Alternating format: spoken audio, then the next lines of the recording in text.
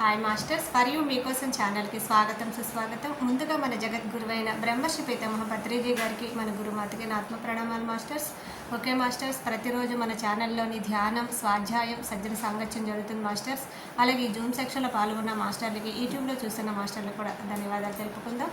Okay masters, ఈరోజు మన ఛానల్కి సీనియర్ పిల్లడు మాస్టర్ గారైన వరలక్ష్మి మేడం చెన్నై నుంచి వచ్చారు. మేడం గారిని సాదరంగా ఆహ్వానించుకుందాం. ఈరోజు మేడం చెప్పబోయే టాపిక్ పత్రిజీ గారితో నా మధుర క్షణాలు, ఈ గొప్ప ఆత్మజ్ఞానం అందించడానికి మేడం గారికి వెల్కమ్ చెప్దాం మాస్టర్స్. నమస్తే మేడం, వెల్కమ్ మేడం. నమస్తే మేడం. సరిత మ్యామ్ నమస్తే. ఈరోజు బ్రహ్మశ్రీ పితామహ పత్రిజీ వారికి శతకోటి వందనాలు. మరియు ఫర్ యూ మీకోసం అనే ఛానల్ని పెట్టి దానిని మాలాంటి వారికి ఎంతో మందికి అవకాశం కలిగిస్తూ దీన్ని రన్ చేస్తున్నటువంటి సరితా మేడం గారికి, ఫర్ యూ ఛానల్ వారికి, అందరికీ, దీనిని వీక్షిస్తున్నటువంటి ఛానల్కి అందరికీ నా ధ్యాన వందనాలు తెలుపుకుంటున్నాను. గారు నాకు అద్భుతమైన అవకాశం కల్పించారు. దానిలో భాగంగా నేను పత్రిజీతో నా ధ్యాన అనుభవాలు, తర్వాత పత్రిజీతో నా ధ్యాన ప్రయాణం, ధ్యాన జీవన యాత్ర అంటే ఇంకా బాగుంటుందండి. ఎందుకంటే ధ్యానానికి రాకముందర ఎలా ఉన్నాము, ధ్యానం వచ్చిన తర్వాత ఎలా ఉన్నాము అనేది తెలుసుకుంటే జీవన యాత్ర అనే పదానికి చాలా అద్భుతమైన అర్థం కలుగుతుంది. ముందర ధ్యానానికి రాకముందర మామూలుగానే మొట్టమొదటి నా పరిచయం కొంచెం తెలియజేసుకుంటాను. నా పేరు వరలక్ష్మి. నేను గుంటూరులో పుట్టాను. మా నాన్నగారి పేరు కేతమక్క సీతారామాంజనేయులు గారు. ఈ శరీరాన్ని ఇచ్చారు కాబట్టి ఈ వాక్కు వచ్చింది. ఈ వాక్కు వచ్చింది కాబట్టి ఈరోజు మీతో ధ్యానం గురించి మాట్లాడగలుగుతున్నా. కాబట్టి మొట్టమొదటి నా తల్లిదండ్రులకు నమస్కారం తెలియజేసుకుంటాను. మా నాన్నగారి పేరు కేతమక్క సీతారామాంజనేయులు గారు. మా అమ్మగారి పేరు స్వరాజ్యలక్ష్మి. నేను గుంటూరులో సరే పుట్టాను, పెరిగాము. ఒక బ్రాహ్మణ కులంలో పుట్టాము కాబట్టి కొంచెం రిజిడ్ రూల్స్ లో పెరిగాము. No problem. బిఫోర్ ధ్యానానికి రాకముందర నా జీవితం ఒక 2-3 నిమిషాల్లో చెప్పేసేస్తాను. అలా పుట్టాము, పెరిగాము. కానీ మొదల నుంచి ఎందుకో మా ఇంట్లో అందరూ పూజలు చేసేవాళ్ళు, కానీ నేనంత పూజ చేసేదాన్ని కాదు. ఎందుకో మరి నాకు తెలియదు. ధ్యానం వచ్చిన తర్వాత తెలిసింది. పత్రికారి బోధనలు విని విని విని వినంగా అవన్నీ అయిపోయి ఉంటాయి మేడం క్రితం జన్మలో అనేవారు. అలా అంత తక్కువే పూజలు చేయటం. సరే, ఆ తర్వాత చిన్నగా చదువుకున్నాను. మా ఊర్లోనే బిఏ వరకు పాస్ అయ్యాను. తర్వాత ఎంఏ పిహెచ్డి నాగార్జున యూనివర్సిటీలో చేశాను. నాకు శరీరాన్ని ఇచ్చిన నా తల్లిదండ్రులకి ఎలా ప్రణామం తెలుపుకున్నానో, నాకు ఈ ఈ మా భౌతిక శరీరానికి, ఈ మైండ్కి జ్ఞానాన్ని వసిగిన విద్యా జ్ఞానాన్ని చేసినటువంటి గురువు గారైన బొడ్డుపల్లి పురుషోత్తం గారికి, బిట్టు వెంకటేశ్వర్ల గారికి కూడా నా నమస్కారాలు తెలియజేయాలనుకొని హ్యాపీగా నమస్కారాలు పెడుతున్నానండి వాళ్ళకు. ఆ తర్వాత సరే డాక్టరేట్ చేశాను, పోస్ట్ డాక్టరల్ చేశాను తెలుగు యూనివర్సిటీ నాంపల్లిలో. అదంతా బాహ్యం చదువు, అది అయిపోయింది.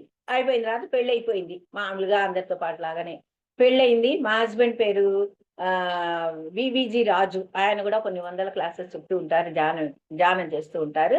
వివిజి రాజు గారు ఆయన ఎయిర్పోర్ట్ అథారిటీలో వర్క్ చేశారు. అది డైరెక్టర్గా పనిచేశారు. ఆయన రిటైర్ అయ్యారు. ఓకే, ఇప్పటికి జరుగుతున్నది. తర్వాత అక్కడ మొదలైంది. పెళ్ళయింది, హాయిగా డబ్బున్నది, అంతో ఇంతో హ్యాపీగా స్పెండ్ చేస్తున్నాను. No problem. ఓహో, ఇంకా గీనాలు మనకు కాదో ఈ ముసలోళ్ళకోయ్ అనుకుంటూ ఎంజాయ్మెంట్గా లైఫ్ స్పెండ్ చేస్తున్నాను. ఎక్కడ పడాలో దెబ్బ అక్కడ పడితే గానీ మనకు తెలిసి రాదు కదా, లేకపోతే అసలు ఈ ధ్యానంలోకి ఎంటర్ అవ్వం కదా. అలా వచ్చిన తర్వాత సరే, ఒక మ్యారేజ్ అయిన తర్వాత నేను ప్రెగ్నెంట్గా ఉన్నానండి. ప్రెగ్నెంట్గా ఉన్నప్పుడు హాయిగా భయంకరమైనటువంటి ఆయాసం పుట్టుకొచ్చింది. ప్రెగ్నెంట్గా ఉన్నాను, ఆయాసం వచ్చింది. అయ్యో బాబు, ఈ ఆయాసం ఏంటో అనుకుంటూ అలానే స్పెండ్ చేస్తున్నా. కానీ దీనికి ముందర ఇంకొక విషయం చెప్పడం మర్చిపోయాను. మా అక్క మ్యారేజ్ కోసం మా ఫ్రెండ్ ఎవరో చెప్తే సాయిబాబాని పూజించేదానండి. ఒక్క సాయిబాబాని. అది కూడా మా అక్క మ్యారేజ్ కాకపోతే నా మ్యారేజ్ కాదు కదా. అందుకనే మా అక్క మ్యారేజ్ కోసం నేను స్వార్థం కాదు, నిస్వార్థంగానే చేశాను, మా అక్క పెళ్ళి అయిపోతుంది అని. అలాంటి టైంలో సాయిబాబాని ఒక్కదాన్నే అష్టోత్తరంతో పూజించేదాన్ని. తర్వాత 9 రోజులు చదివాను సాయిబాబా గ్రంథం, అది అయిపోయింది. అట్లా కొంచెం సాయిబాబా తోటి టచ్ పూజల్లో. ఈ విధంగా ఉన్న తర్వాత బాబుని ప్రెగ్నెంట్ గా ఉన్న తర్వాత నాకు ఆయాసం వచ్చింది. అది ఆయాసం మామూలు ఆయాసం కాదు, కుంభపోతల ఆయాసం. అది ఏం చేసినా తగ్గట్లా. ఓ మా ఆయన ఎయిర్పోర్ట్ లో పెద్ద ఆఫీసర్ కాబట్టి ఫారెన్ డాక్టర్స్ దగ్గర చూపెట్టుకొని ఎన్ని నా ఒళ్ళు తూట్లు పొడుస్తున్నాయి. ఓ చెప్పవేమో ప్రెగ్నెన్సీ పెరిగిపోతున్నది, లోపల బిడ్డ ఏమవుతుందో అని భయం. ఒంటి లేకపోతే ఈ ప్రాణం నిలబోతే బిడ్డ సంగతి ఎవరు చూస్తారు? ఈ ప్రాణం కోసం తూట్లు తూట్లు, శరీరం అంతా ఇంజక్షన్లు, 10 మాత్రలు. ఈ విధంగా నా లైఫ్ స్పెండ్ కొనసాగింది. అప్పుడు భలే ఏడ్చేదాన్ని. సరే చిట్ట చివరికి బుడ్డోడు చక్కగా నాకు సుధాకిరణ్ అని మా బావ పేరు, వాడు బుజ్జోడు బాగా పుట్టాడు, ఆరోగ్యంగా ఉన్నాడు, థ్యాంక్ గాడ్ అనుకున్నాను. ఓహో మొత్తానికి డాక్టర్లే నన్ను సేవ్ చేశారు అనుకున్నాను. అక్కడితోటి ఘట్టం గడిచిపోయింది. ఆ తర్వాత మా అబ్బాయిని స్కూల్కి తెప్పించాం. ఎల్కేజీలో ఉండగా స్కూల్లో ఒక టీచరు నేను పాప మా వారు ఎయిర్పోర్ట్కి వెళ్లే ముందర బాబుని స్కూల్లో దింపేసి వెళ్ళేవారు. మా పక్కనే ఇంటికి 10 అడుగుల దూరంలో దింపేసి వెళ్ళేవారు. వచ్చేటప్పుడు అది తెచ్చుకుంటా నాకు కష్టమయ్యేది, ఆయాసపడుతూ ఉండేదాన్ని. ఆ స్కూల్లో ఓ టీచర్ ఉన్నది, ఆవిడ పత్రిజీ గారి శ్వాస మీద ధ్యాస అనే దీంట్లో ఆమె ఒక మెడిటేటర్. ఉండి అమ్మ మీరు ఆయాసపడుతూ వస్తున్నారు, పిల్లాడిని తీసుకెళ్ళలేరు, మీరు దయచేసి ధ్యానం చేసుకోండి అమ్మా, మీ ఆయాసం తగ్గిపోతుంది అనేవారు. నేను ధ్యానం చేసేదేంటి, ఆయాసంతో ఎవరికైనా ధ్యానంతో రోగాలు పోతాయా? ఇది ఎక్కడ మేడం, అయినా కూడా ఎవరో ఇట్లా నమ్మేదాన్ని కాదు. కానీ స్కూల్కి మా ఇంటికి మధ్యలో ఒక ఒక కమ్యూనిటీ హాల్ ఉందండి. హైదరాబాద్ లో వాసవి నగర్ అనే చోట్లో మా ఇల్లుంది. అక్కడ ఒక కమ్యూనిటీ హాల్ ఉంది, మా ఇంటికి 3 నిమిషాలు 4 నిమిషాల దూరంలో. అక్కడ ఎవరెవరో వస్తుండే వాళ్ళు, ఏంటేంటో జరుగుతుండే, వందల మంది పోగవుతుండే వాళ్ళు, అన్ని క్లాసెస్ జరుగుతుండేవి. యాపో ఇవన్నీ వినం, అంటే మధ్యలో గడ్డాలు అయిన వాళ్ళు వచ్చారని విన్నా. ఈ గడ్డాల వాళ్ళని నేను నమ్మను అనుకునేదాన్ని. అంటే మన ధ్యానం రాకముందర మన మనసు అలా ఉంటుందండి. సరే అన్నాను. కర్మనైతే భయంకరమైన రోగాన్ని అనుభవిస్తున్నాను కానీ ధ్యానకి మటుకు వెళ్ళలేదు. అప్పుడు ఆ మేడం, ఆ తమిళియన్ పాప ఆవిడకి ఎక్కడున్నారేమో శతకోటి వందనాలు. ఆవిడ కూడా మా ప్రథమ గురువు ధ్యానంకు రా, మీరు వెళ్ళి ధ్యానం చేసుకోండి అని. ఆమె కనిపించినప్పుడల్లా చెప్తుంటే ఈమె శనిదేవత లాగున్నా నా ప్రాణానికి శనిలాగా చుట్టుకున్నది, ఒకసారి ఆమె కోసం వెళ్ళొద్దామని చెప్పేసి ధ్యానం క్లాసులో అడుగు పెట్టాను. నేనెంత దురహంకారినో చూడండి, నేనెంత అజ్ఞానినో చూడండి. ఆమెని శనిదేవత అనుకున్నా, కానీ శనిదేవత నేనే సాక్షాత్కారంగా తర్వాత తెలిసింది. వెళ్ళాను, ధ్యానంకి వెళ్ళాను. ఒక్కరోజు ధ్యానంలో కూర్చున్నాను. ఆ రోజే నా ధ్యాన యాత్ర మొదలైంది. ఆ రోజు నుంచి ఈ రోజు వరకు, ఈ రోజు నుంచి చివరి క్షణం వరకు, తుది శ్వాస వరకు ఈ ధ్యాన మార్గం వీడను గాక వీడను. ఈ ధ్యాన మార్గంలోనే ఉంటాను. ఎట్లా అంటే తర్వాత పత్రికని చూసా. ధ్యానంకి వచ్చిన ఒక 2 నెలల తర్వాత ఇక మొదలుకొద్దాం. ధ్యాన ప్రవేశం నా పరిచయం మొత్తం అదండి ఊరికే. తర్వాత ధ్యాన ప్రవేశం అనేది మొట్టమొదట వాసవి నగర్ లో, అక్కడ మారం శివప్రసాద్ గారు క్లాస్ చెప్తున్నారు. నిర్మలమ్మ గారు అని వాళ్ళందరూ గ్రేటెస్ట్ మాస్టర్స్. నాకు తెలియదు, వాళ్ళు శ్వాస మీద ధ్యాస పెట్టమన్నారు. భలే చెప్పారులే. నాకు ఆయాసం అయితే, నాకు శ్వాస కుదరకపోతే శ్వాస మీద ధ్యాస కూడా పెట్టాలట అని ఎక్కిరించుకుంటూ లోపల కామెంట్ చేసుకుంటూ, ఎందుకంటే తెలియదు ధ్యానం గురించి. అలా అనుకుంటూ కూర్చున్నా. ఎక్కడ వాకిట్లో చివర 100 మంది నిండిపోయినారు చివరిలో. ఆ కూర్చోగానే సాయిబాబా, షిరిడి బాబా టంగని కనిపించారండి. ఒక తెల్లని డ్రెస్, కాంతి, కళ్ళు మూసుకున్నా. అసలు నాకు అవేమి తెలియదు, ధ్యానం అని తెలియదు, సూక్ష్మ శరీర యానము అని తెలియదు, అది మాట్లాడటం అని తెలియదు, శ్రవణం అని ఏమీ తెలియదు. వాయిస్ తగ్గించుకుంటూ అంటే అట్లా కూర్చున్నా. అంతే అంతే ఒక్క ఫ్రాక్షన్ ఆఫ్ సెకండ్స్ లో హార్ట్లెస్ స్టేజ్కి వెళ్ళిపోవటం జరిగిందట. అదంతా తర్వాత వాళ్ళు చెప్పారు. సాయిబాబా కనిపించాడు. అమ్మ నువ్వు ఇంకా నన్ను పూజ చేయవాక అని మాట్లాడుతున్నాడు. ఇదేంటి బాబా మాట్లాడుతున్నాడు ఏంటి, ఇదేంటి బాబా, నేను కళ్ళు మూసుకుంటే నువ్వెట్లా కనిపిస్తున్నావు? పటంలో గాని పుస్తకంలో గాని కదా మనం చూసేది, కళ్ళు మూసుకుంటే అసలు చూడలేం కదా, ఎట్లా కనిపిస్తున్నావు అని ఆదుర్గా పడుతున్నాను. ఇదేంటి బాబా, బాలే ఉన్నావు బాబా, మెరిసిపోతున్నావు, బంగారు సింహాసనం మీద తెల్లని పొగ ఇలా బాబాలాగా కనిపిస్తుంది. ఆనందంతో పొంగిపోతుంది మనసు. బాబా బాబా అని అంటుంటే, ఇక నువ్వు నన్ను ఎప్పుడు పిలవాక, నీకు ఎప్పుడు నువ్వు నన్ను పూజించవాక. కఠినంగా ఇట్లా చెప్తున్నట్లే చెప్పేసాయి వర్డ్స్. నువ్వు పూజించవాక, ఇది మొదలు. నీవు నీవు ఏ మార్గంలోకి రావాలో ఆ మార్గంలోకి వచ్చావు. నువ్వు చేరవలసిన మార్గం ఇదే, కాబట్టి నువ్వు నన్ను పూజించవాక. అంటే అయ్యో బాబా, నిన్ను పూజించకపోతే ఎట్లా? మతం పెళ్ళయింది, అందుకని నమ్మకం కుదిరింది. అయ్యో పూజించకపోతే ఎట్లా అంటే, నో, నీవు ఎదగాలంటే మధ్యలో ఎవరు ఉండకూడదు. నీకు ఒక మిత్రుడిగా కనిపిస్తా నేను, దేవుడిగా కాదు అని చెప్పేసి మాయమైపోయాడు సాయిబాబా. పొగ అంతా వెళ్ళిపోయింది, ఎట్లా మొక్కలు తిరుగుకుంటూ.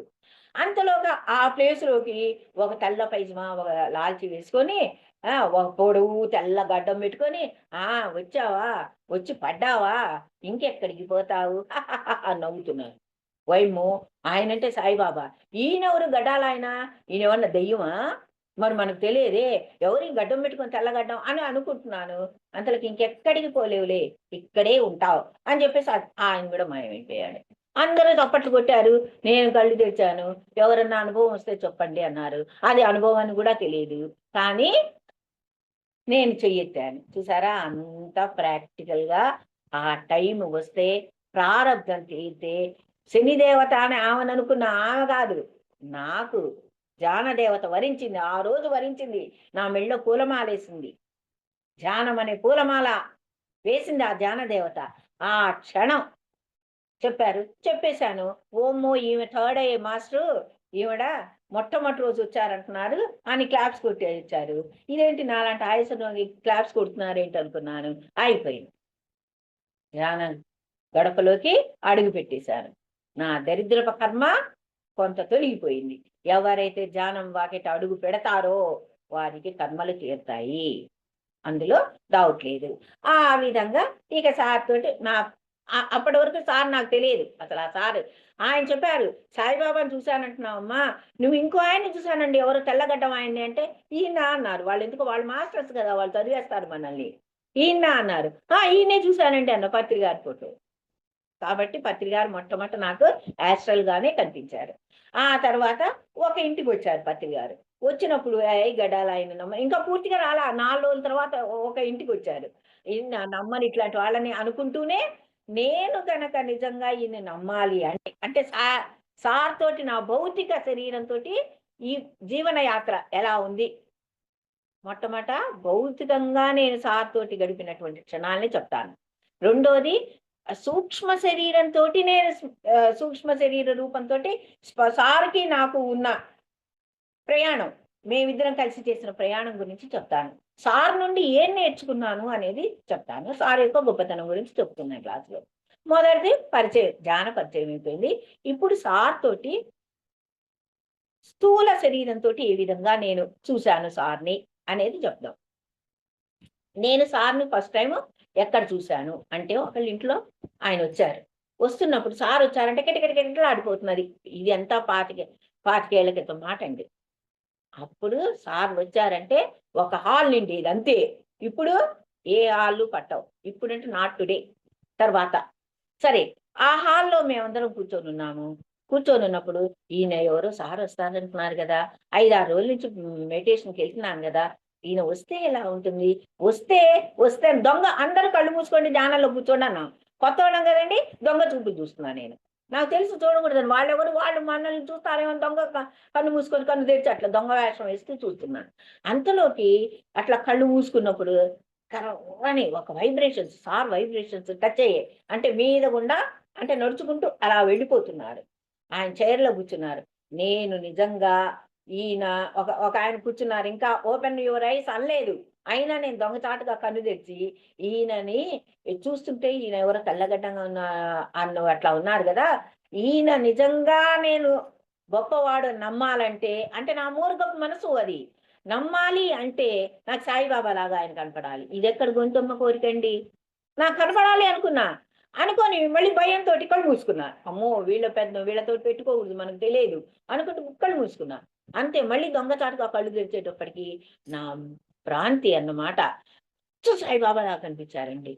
అమ్మో, ఈయనేంటి సాయిబాబా లాగా కనిపిస్తున్నాడు, అమ్మో ఏదో ఉన్నది, మొత్తానికి ఏదో మార్పులు ఉంటాయట్టుంది అని అనుకుని కళ్ళు మూసుకున్నా గమ్మున. అంతలో ఓపెన్ యువర్ ఐస్ అన్నారు. అంతలో ఇంకొకటి రాధాకృష్ణులు ఇద్దరు కనిపించారు. ఆ రాధవ్ నువ్వే అన్నట్లు వినిపిస్తున్నది. ఏమిటో ఈ గందరగోళం అనగానే చప్పట్లు కొట్టారు, కళ్ళు తెచ్చేసారు. తర్వాత సార్ స్పీచ్ ఇచ్చారు. ఆ తర్వాత కొన్ని వందల సార్ క్లాసెస్కి వెళ్ళటం, ఇక అంతా రొటీన్ అయిపోయింది అనమాట. క్లాసెస్కి వెళ్ళటం, అన్ని వినటం,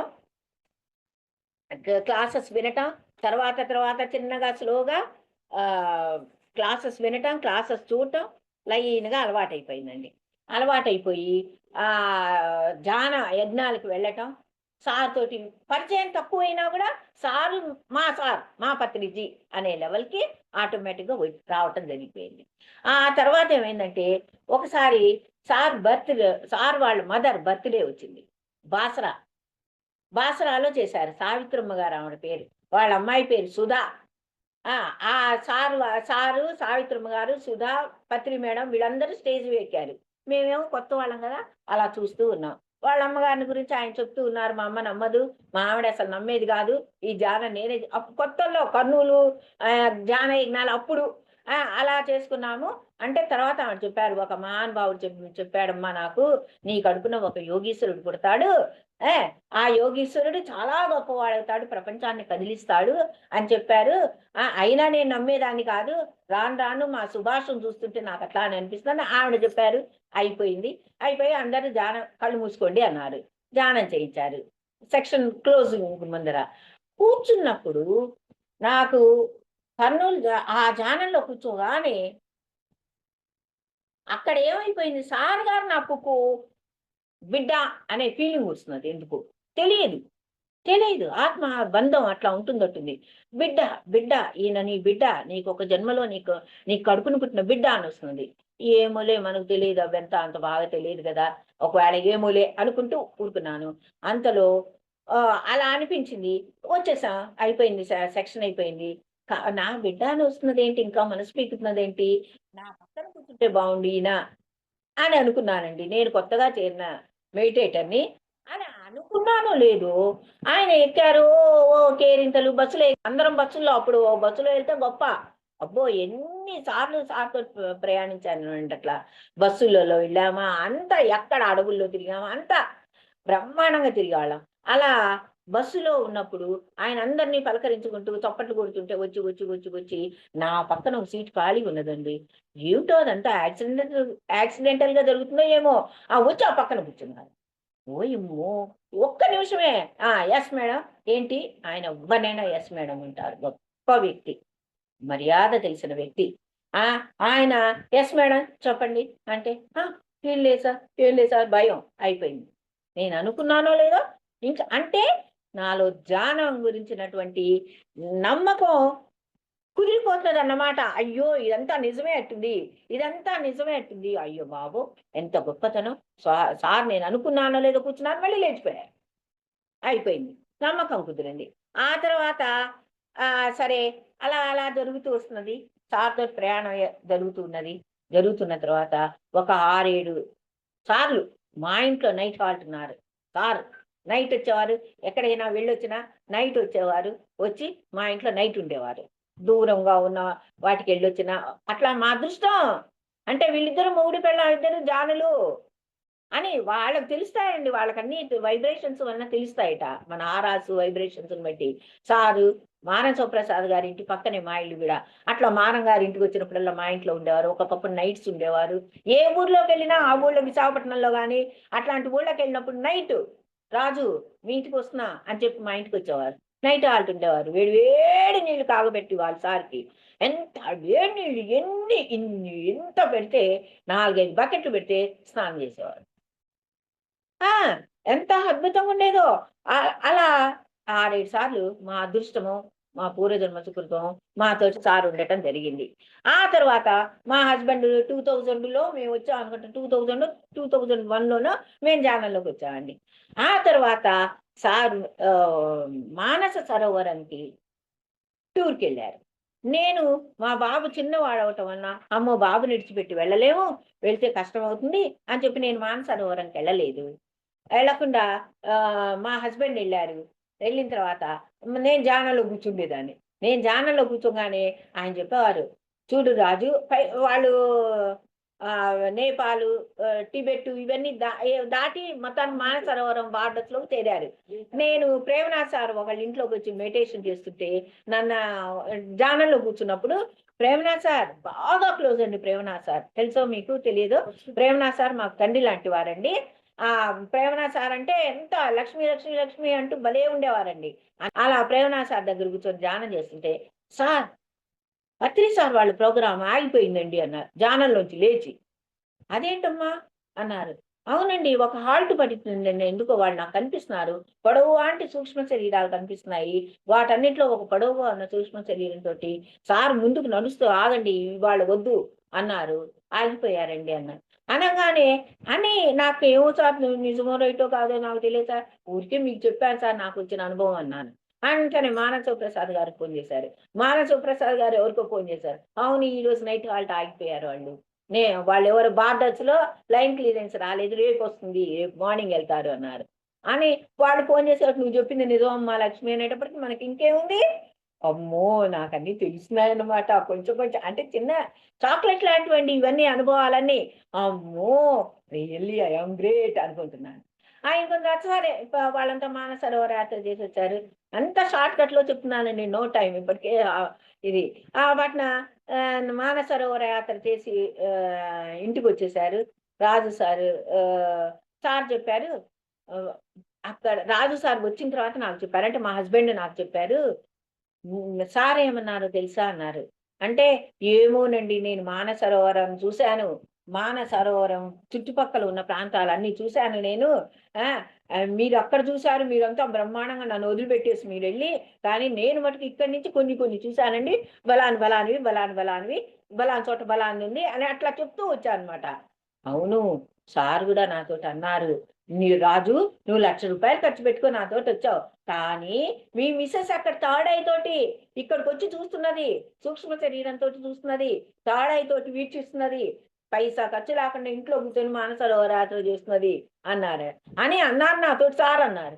అమ్మో చలి, ఎంత గొప్ప విషయం, ఎంత హ్యాపీ, ఐఎమ్ గ్రేట్ అంటే అప్పట్లో అనుకునేదాన్ని, ఇప్పుడు అసలు అనుకోనండి.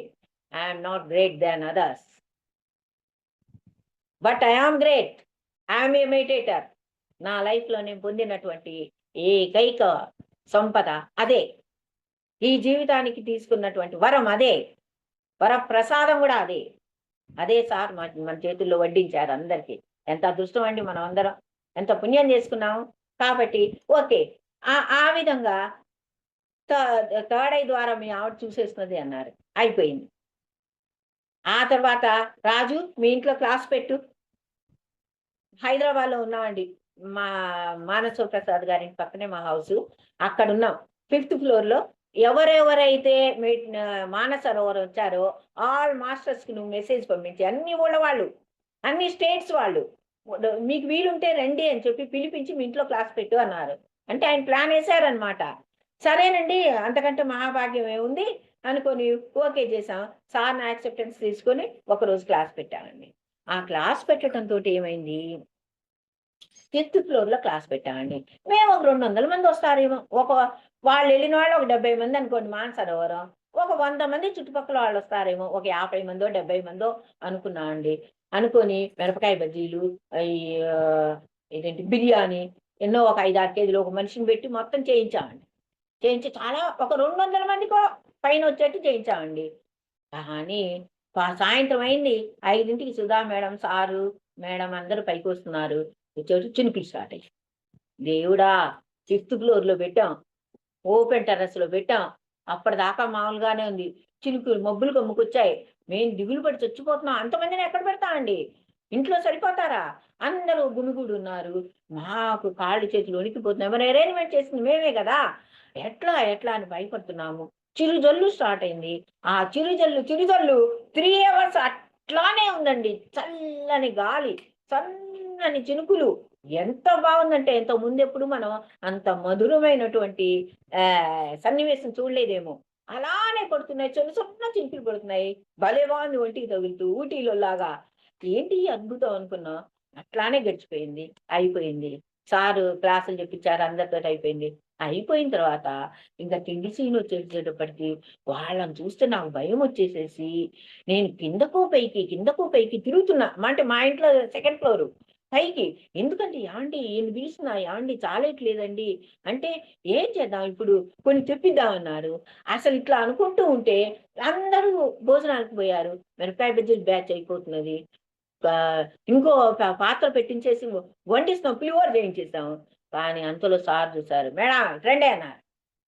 అనగానే భయపడుతూ వెళ్ళాను. సార్ సరిపోవట్లేదు సార్ అంటే, రాజు ఇట్రా అన్నారు. ఇద్దరిని పక్కన నిలబెట్టుకున్నారు. సిగ్గులేదట్రా మీకు? తినటానికి వచ్చారా? తిండి కోసం బతుకుతున్నారా మీరు? ఆ ఏమిటి అనేది చూడక్కర్లేదా? ఎందుకో ఒక్కసారి గదవాయించారండి. అంతే, సడన్ గా ఎక్కడ వాళ్ళు అక్కడ ఆగిపోయారు. ఎవరిని గురించి అన్నారు, ఎవరికి అర్థం కాలే. మితాహారం మంచిది ఎప్పటికైనా. చిక్కింది కదా అని తింటాం కాదు. నలుగురిది నేను ఒక్కనే తింటానంటే ఎట్లా అన్నట్లు ఊరికే ఒక వార్నింగ్ లాగా ఇచ్చారండి. అది వండర్. అందులో ఇంకో బ్యాచ్ వంటకం తయారవుతున్నది. వాళ్ళు పాపం హడావుడిగా చేస్తున్నారు. అందరూ ఫుల్గా తినేశారండి. తర్వాత కూడా పని వాళ్ళకి అంతా పంచిపెట్టాం. ఉన్నదే సరిపోయింది. అది మిరాకిల్ అంటే. ఎన్ని చూసామండి ఇట్లాంటి మిరాకిల్స్. ఓకే, భాగ్యంకి అయిపోతున్నది. ఆ తర్వాత అలా ఆ విధంగా అత్యద్భుతమైనటువంటి మానసరోవర ఇది ముగిసిపోయింది. సార్ అంటే ఏది చేయదలుచుకున్నా ఒక మాటతోటి మనకి ఎంత మాయ చేస్తారు. మనం అంత మామూలు సార్ అనుకుంటాం, కానే కాదు. అద్భుతమైనటువంటి శక్తి సంపన్నుడు ఆయన. ప్రాక్టికల్ గా 25 సంవత్సరాలు, దాదాపు 23 సంవత్సరాలు ఆయనతో గడిపిన వ్యక్తిగా నేను చెప్తున్నాను. ప్రతి విషయంలో చెప్పాలి, ప్రతి విషయంలో, ప్రతి క్షణం ఆయన అంత గొప్పవారనమాట. అలా జరిగిపోయింది. తర్వాత ఒకసారి నర్సీపట్నం వెళ్ళాం. నర్సీపట్నం వెళ్ళేటప్పటికి నర్సీపట్నం వెళ్ళాము. అక్కడ నర్సీపట్నంలో ఏమైంది, సారు అడవుల్లో ట్రెక్కింగ్ అన్నారు. సరే అని మేము ఓకే చెప్పుకొని అడవుల్లో ట్రెక్కింగ్కి వెళ్ళాము. అడవుల్లో ట్రెక్కింగ్ వెళ్ళేటప్పటికి అక్కడ ఒకళ్ళ ఇంట్లో అరేంజ్ చేశారు. ఆయన అన్ని వడ్డిస్తూ ఉంటే, మేడం ఇలా రండి, నా అనుభవాలే చెప్తున్నానండి, మేడం ఇలా రండి కూర్చోండి అన్నారు. సరే సార్ అంటే, సరే కూర్చోండి, నా పక్కన కూర్చోండి, ఎందుకు పరిగెత్తుతున్నారు అన్నారు. రాజు నువ్వు కూడా వచ్చి కూర్చొని తలుపేసేసే అన్నారు. ఏమిటి ఇట్లా తలుపేస్తున్నారని తలుపేసాం. అందరూ బయట, మిగిలిన వాళ్ళందరూ బయట ఉండిపోయారు. మేము తలుపేసుకొని సార్ పక్కనే కూర్చున్నాము. కూర్చోగానే సార్ సార్ని నేను ధైర్యంగా అడిగా, సార్ మీరు ఏమనుకోకపోతే, మీరు నన్ను కొట్టకపోతే, ఎందుకంటే తెలుసు కదా ఆయన సంగతి మాకు. అన్ని ముందర కాళ్ళకు బంధం వేసేవాళ్ళం. అంటే అంత పరిచయం అయిపోయింది సార్ తోటి. సార్ మీరు నన్ను కొట్టకపోతే ఒక డౌట్గా, ఒక ఆడదాని, ఒక తల్లి మనసుతోటి మిమ్మల్ని అడుగుతున్నాను సార్. అందరి తల్లుల తరపున, ప్రతి తల్లి తరపున, ప్రతి తల్లి మనసులో ఉండే క్వశ్చన్ని మిమ్మల్ని అడుగుతున్నాను అంటే, ఏంటి అని అడిగారు. అంటే మా బాబున్నాడండి, సరిగా చదువుకోకపోతే చచ్చెట్టు కొడుతున్నానండి, కొట్టకపోతే వాడు చదవడు, కొట్టితే పాపం అని నాకు తెలుసు, పిల్లల్ని కొట్టకూడదని తెలుసు, కానీ ఏం చేయమంటారు సార్, క్షణం ఈ తల్లి మనసు ఆరాట పడుతున్నది, ఏం చేయాలంటే చచ్చిపో అన్నాడు. అంటే అమ్మో ఏంటి గతక్కుమన్నా, నేను చచ్చిపోమంటున్నారేంటి ఈయన ఏమన్నా సూచన చెప్తారేమో అని అడిగితే అని అని అనుకున్నానండి. అనుకోగానే చచ్చిపో, నీ తల్లి మనసుని చంపే. అది ఆడవాళ్ళకి ఇచ్చినటువంటి ఆయన అద్భుతమైనటువంటి సందేశం. ఏంటంటే చూసి చూడకుండా, కొట్టకుండా కొట్టాలి. ఎందుకంటే శత్రువు కాదు కదా వాడు. అసలు హింసించాలని నువ్వు కొట్టట్లా, బాగుపడాలని నీ ఏమో ఆ బిడ్డ బాగు మీద ఉంది. అందుకని కొట్టకుండా నువ్వు కొట్టాలి. తల్లి మనసు కాబట్టి వాడిని దారిలో పెట్టాలి. కానీ 16 ఏళ్ళు దాటిన తర్వాత నువ్వు అసలు నీ పెత్తనమే చలాయించకూడదు. అది తల్లి అంటే అని చెప్పారండి. అవును సార్, నిజమే సార్ అని చెప్పాం. ఆ తర్వాత ఐ ఫీల్ వెరీ హ్యాపీ. ఇది అందరి తల్లులకు ఒక ఉపదేశమేనండి. థ్యాంక్ యూ సార్ అన్నాడు. ఎందుకంటే వాడి మైండ్ అప్పుడు డెవలప్ అవుతుంది. పిల్లల మైండ్ వాళ్ళకు స్వతహాగా వచ్చేంత వరకు తల్లిదండ్రులు తీసుకోవాలి. ఆ తర్వాత నిన్ను నేను కన్నాను కదా, చచ్చేంత వరకు నిన్ను చూడాలి, ఇట్లాంటి వాగులు అన్నీ మీరు వాగకూడదు. మీకు అవి లేదు, ఆ హక్కు లేదు. మీరు తల్లిదండ్రులు, మీరు కాదు కన్నది వాళ్ళని కన్నది ఎవరు? వాళ్ళకు వాళ్ళే వచ్చారు. వాళ్ళకు మధ్యవర్తులుగా మీ తల్లిదండ్రులు ఉన్నారు, అంతవరకే మీ పెత్తనం అని చెప్పారు. అది అయిపోయింది. ఆ తర్వాత అడవిలోకి వెళ్తున్నాను, ఎవరు వస్తారు అన్నారండి. వీళ్ళందరూ అప్పటికే మొదలు పెట్టుకున్నారు, నర్సీపట్నం నిండా నక్సలైట్లు ఉన్నారు, వాళ్ళు ఎవరో ఒకళ్ళు అన్నాలు మనల్ని తినేస్తారు, ఇవన్నీ బాంబులు పెట్టారు, అక్కడ బాంబు ఉంది ఇక్కడ బాంబు ఉంది అని. కానీ నేను మొండిదాన్ని, నేను మా ఆయన వెళ్ళిపోయాము సార్ తోటి. ఒక 3-4 వెహికల్స్ వెళ్ళాయి, ఆ వెహికల్లో మేము కూడా వెళ్ళాను. అక్కడ బాంబు ఉంది ఇక్కడ బాంబు ఉంది అని. అక్కడికి వెళ్ళేటప్పటికి 400 మంది ఒక నక్సల్ లీడరే మమ్మల్ని తీసుకెళ్ళారు. బతుకుంటే బతుకుంటాం, చస్తే చచ్చాం అన్నట్లు వెళ్ళిపోయాం. ఏంటో తెలియదు, అదంతా అంతే. అలా వెళ్ళిపోయాం. అక్కడికి వెళ్ళాము. అక్కడ సారు క్లాస్ చెప్పించారు, నా తాతయ్య చెప్పించారు. మేడం మీరు చెప్పండి అన్నారు. చెప్పమనంటే నేను ధ్యానం వల్ల లాభాలని, వాళ్ళందరూ ఎర్ర చింతనిప్పులాగా, కొంతమంది కళ్ళు భయంకరంగా ఉన్నారు వాళ్ళు. అంటే అడవుల్లో దాక్కొని ఉంటారు కదా వాళ్ళు. అంటే మామూలుగానే ఉన్నారు, ప్యాంటు నిక్కర్లు షర్ట్లు ఆడవాళ్ళు. కానీ మన మనకున్న ఫెసిలిటీస్, మనకున్న లైఫ్ ప్రయారిటీ వాళ్ళకున్నది ఒక రకంగా అనిపించింది, మన కళ్ళకు అనిపించిందో అట్లా. నక్సల్స్ అనే భయంతో లోపలికి వెళ్ళాం. వాళ్ళే నక్సల్స్ అని మాకు తెలిసింది. ఆ 400 మంది గ్రూపు ఒంటరిగా లోపలికి తీసుకెళ్లారు. అయిపోయింది. అక్కడ అల్లూరి సీతారామరాజు నైట్స్ ఉండేవారట వచ్చి. సరే అవన్నీ చాలా అనుభవాలు అట్లా అండి. డీటెయిల్ గా చెప్పట్లా, నేను టూకీగా చెప్తున్నాను, అప్పటికే అయిపోతుందండి. కాబట్టి వెళ్ళాము. సారు మాంసాహారం గురించి చెప్పారు. మీరు మాంసం తినకూడదు, పాపం చేస్తున్నారు, శుద్ధాహారం అశుద్ధాహారం, శుద్ధాహారాన్ని తినాలి అశుద్ధాహారం తినద్దు, ఇట్లా మాంసాహారం గురించి ఎత్తారు ఆయన. నా క్లాస్ ఒక 10 నిమిషాలు నా తాత చెప్పించారు, తర్వాత సారే చెప్పేశారు. అయిపోయింది. అయిపోయిన తర్వాత వాళ్ళు ఏదో అన్ని పసుపు నీళ్లు కుంక నీళ్లు అన్ని సార్ మీద పోసేసారు, బిందెలు బిందెలు బిందెలు బిందెలు. అరవకుండా ఊరుకున్నారు సార్.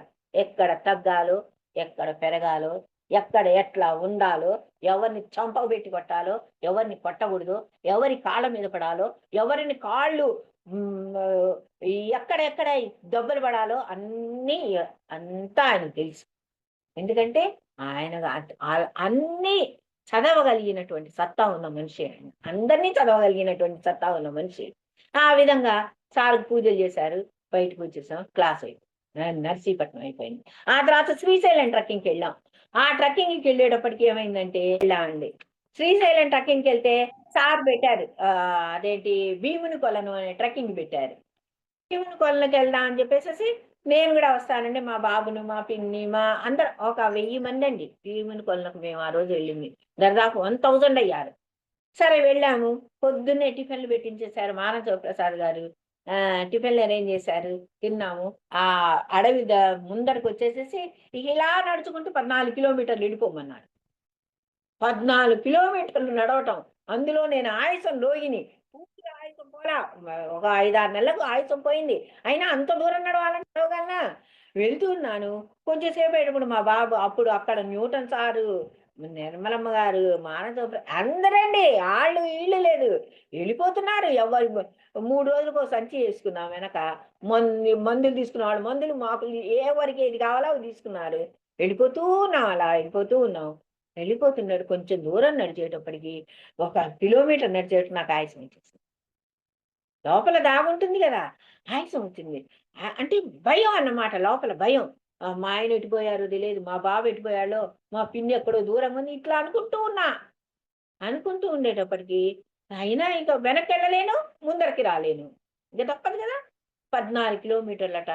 ఎట్లానా ఏంటా అనుకుంటే వెళ్ళిపోతున్న కొంత దూరం వెళ్ళేటప్పటికి ఒక ఒక అబ్బాయి ఒక బెదురు బొంగుని తీసుకొచ్చేసి, అంటే మొట్టమంటే నడుస్తున్న కొంచెం దూరంకి వెళ్ళేటప్పుడు కొన్ని చెట్లు అండి, ఆ చెట్లు అని గట్టిగా వాసన పీల్చుకోమా అని అనిపిస్తుంది నాకు. ఇన్నర్ వాయిస్ ఈ ధ్యానంలోకి వచ్చిన తర్వాత, ఇన్నర్ వాయిస్, తర్వాత ఆటో రైటింగ్, సూక్ష్మ శరీర యానాలు, ఇవన్నీ ప్రతిరోజు జరుగుతుండేవండి. ఆటో రైటింగ్లో అయితే కొన్ని వేల ఆటో రైటింగ్లో పుస్తకాలు అవతలు రాస్తాను పెడతాను అక్కడ.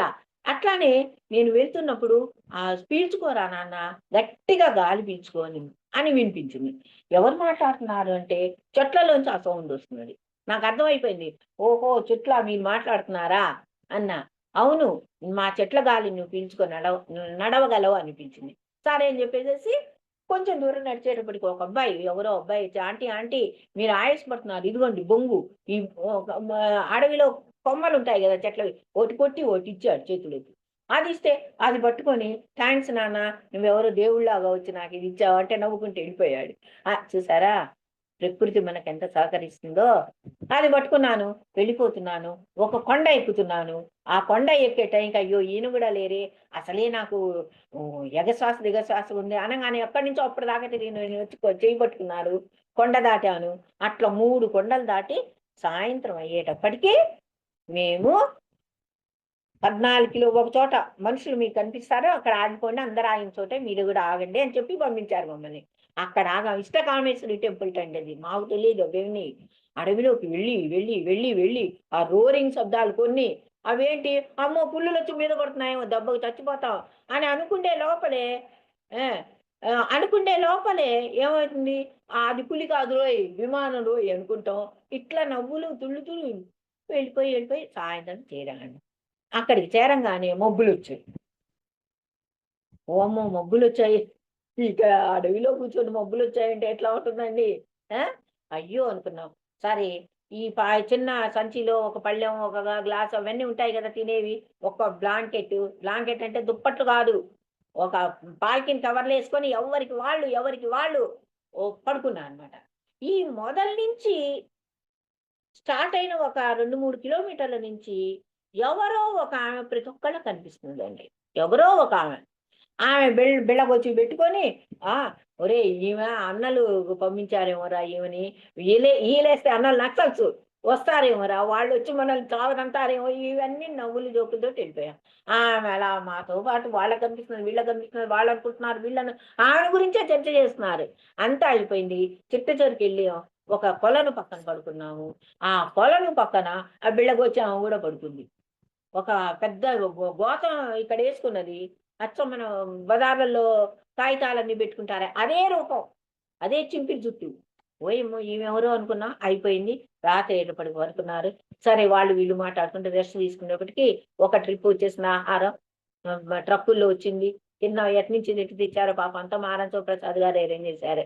అంతా తెచ్చారు, తినేసి అయిపోయింది.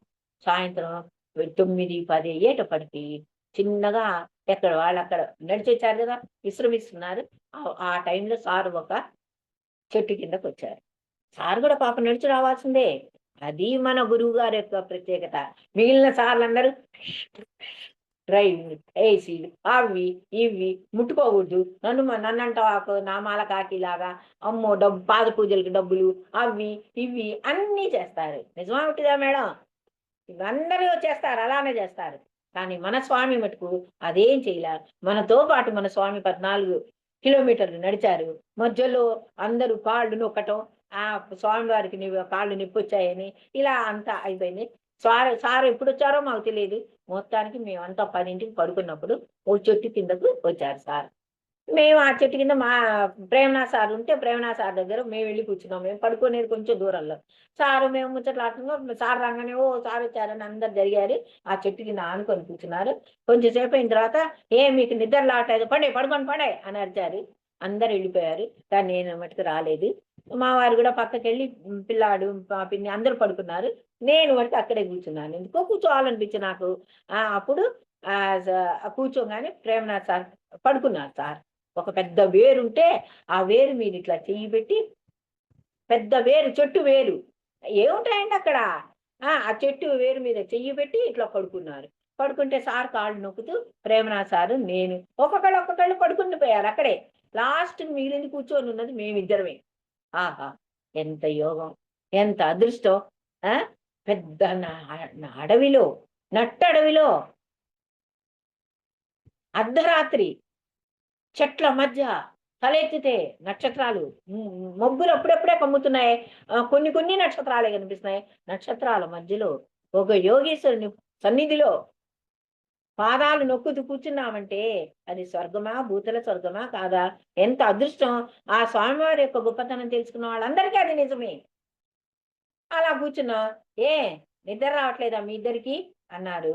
అంటే ఏంటో సార్ ఎంత ఆనందంగా ఉన్నా సార్, ఈ చెట్లన్నీ నాకు ఒక మెసేజ్ వచ్చింది సార్ అన్నా. ఏమిటి చెప్పండి మేడం అన్నారు. మేడం అనాల్సిందే సారు, ఏకవచనం కూడా పిలవరండి, అంత గొప్పవారు ఆయన తెలుసా.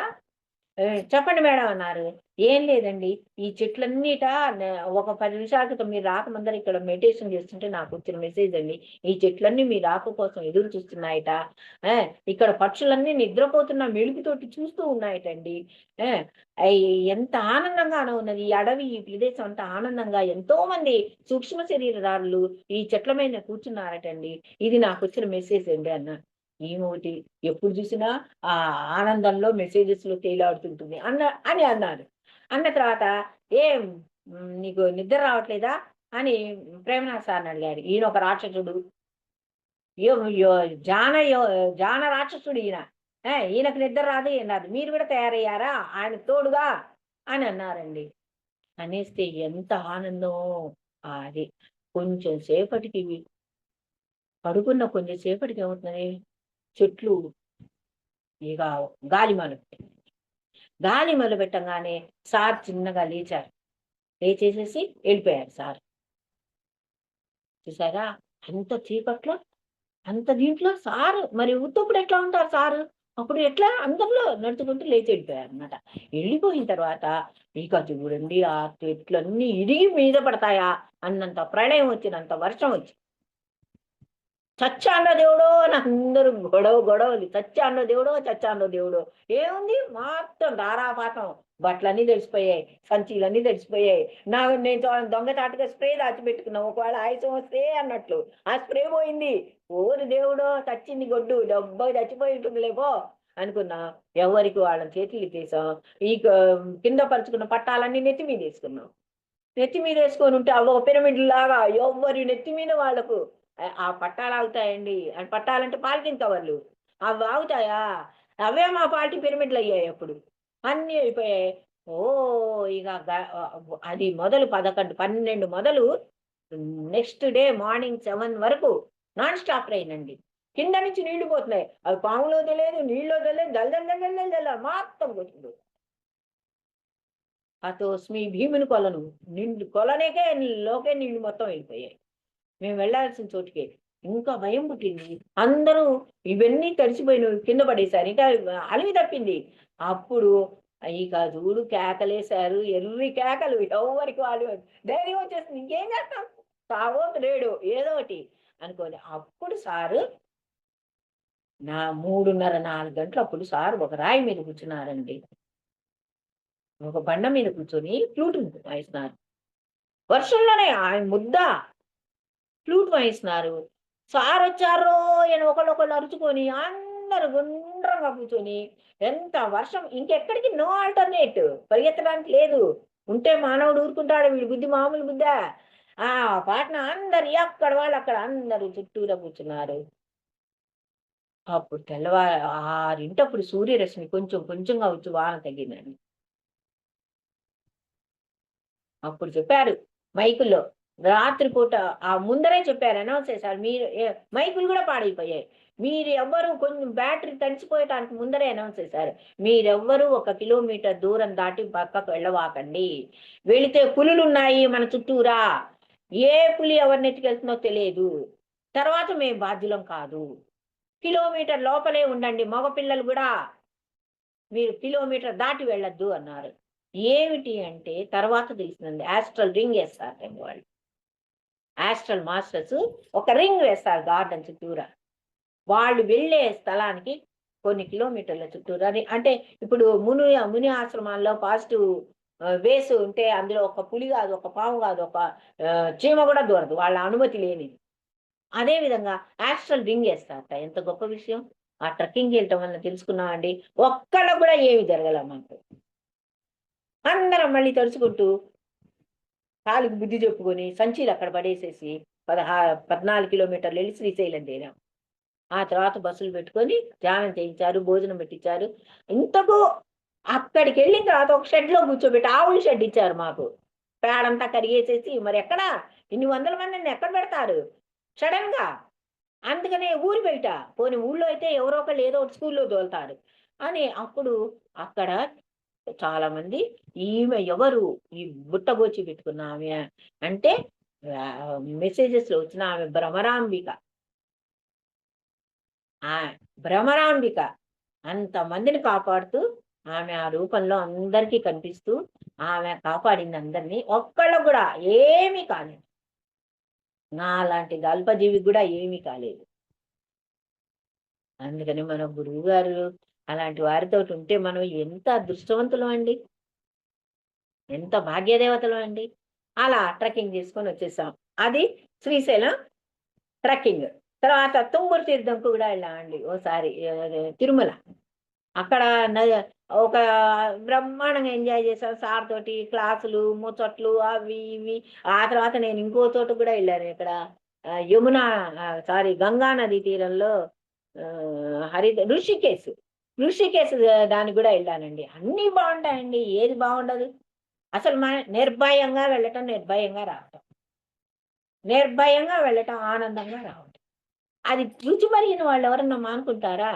వీడి బంధు బెట, ఈ పనులు ఎప్పుడు ఉండనే వస్తాయిలే అని సాధ్యంలో సాధ్యమైనంత వరకు వెళ్ళేవాళ్ళం మేము.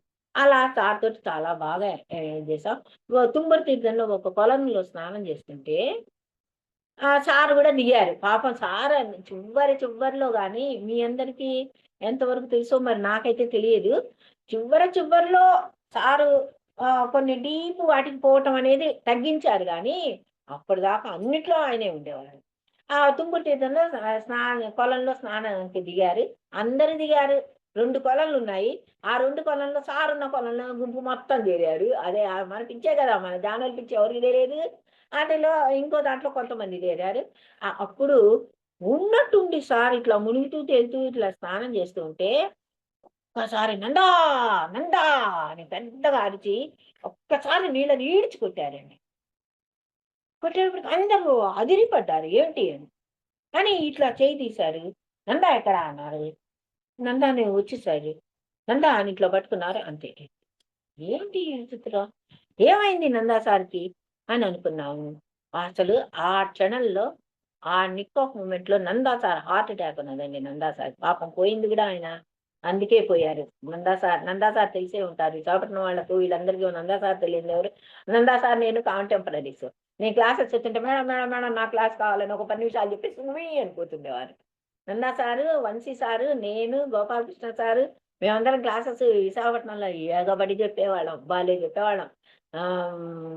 ఆ జగదీశ్వరి మేడం గారు, అప్పాజీ గారు, ఓ గ్రూపు అప్పుడే వెళ్ళి విరిసిందండి. వెళ్ళి విరిసింది అంటే క్లాసెస్ చెప్పటం, అందరిని చేర్పించటం, అది ఆ కాలం అదొక గోల్డెన్ ఏజ్. దాంట్లో అది గోల్డెన్ ఏజ్ ఆ టైంలో. సరే అయిపోయింది. అప్పుడు నందా అని నందాని ఇట్లా అన్నారు, అంతే.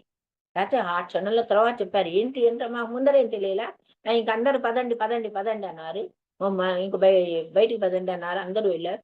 నందాన్ని తీసుకుని వచ్చేసారండి.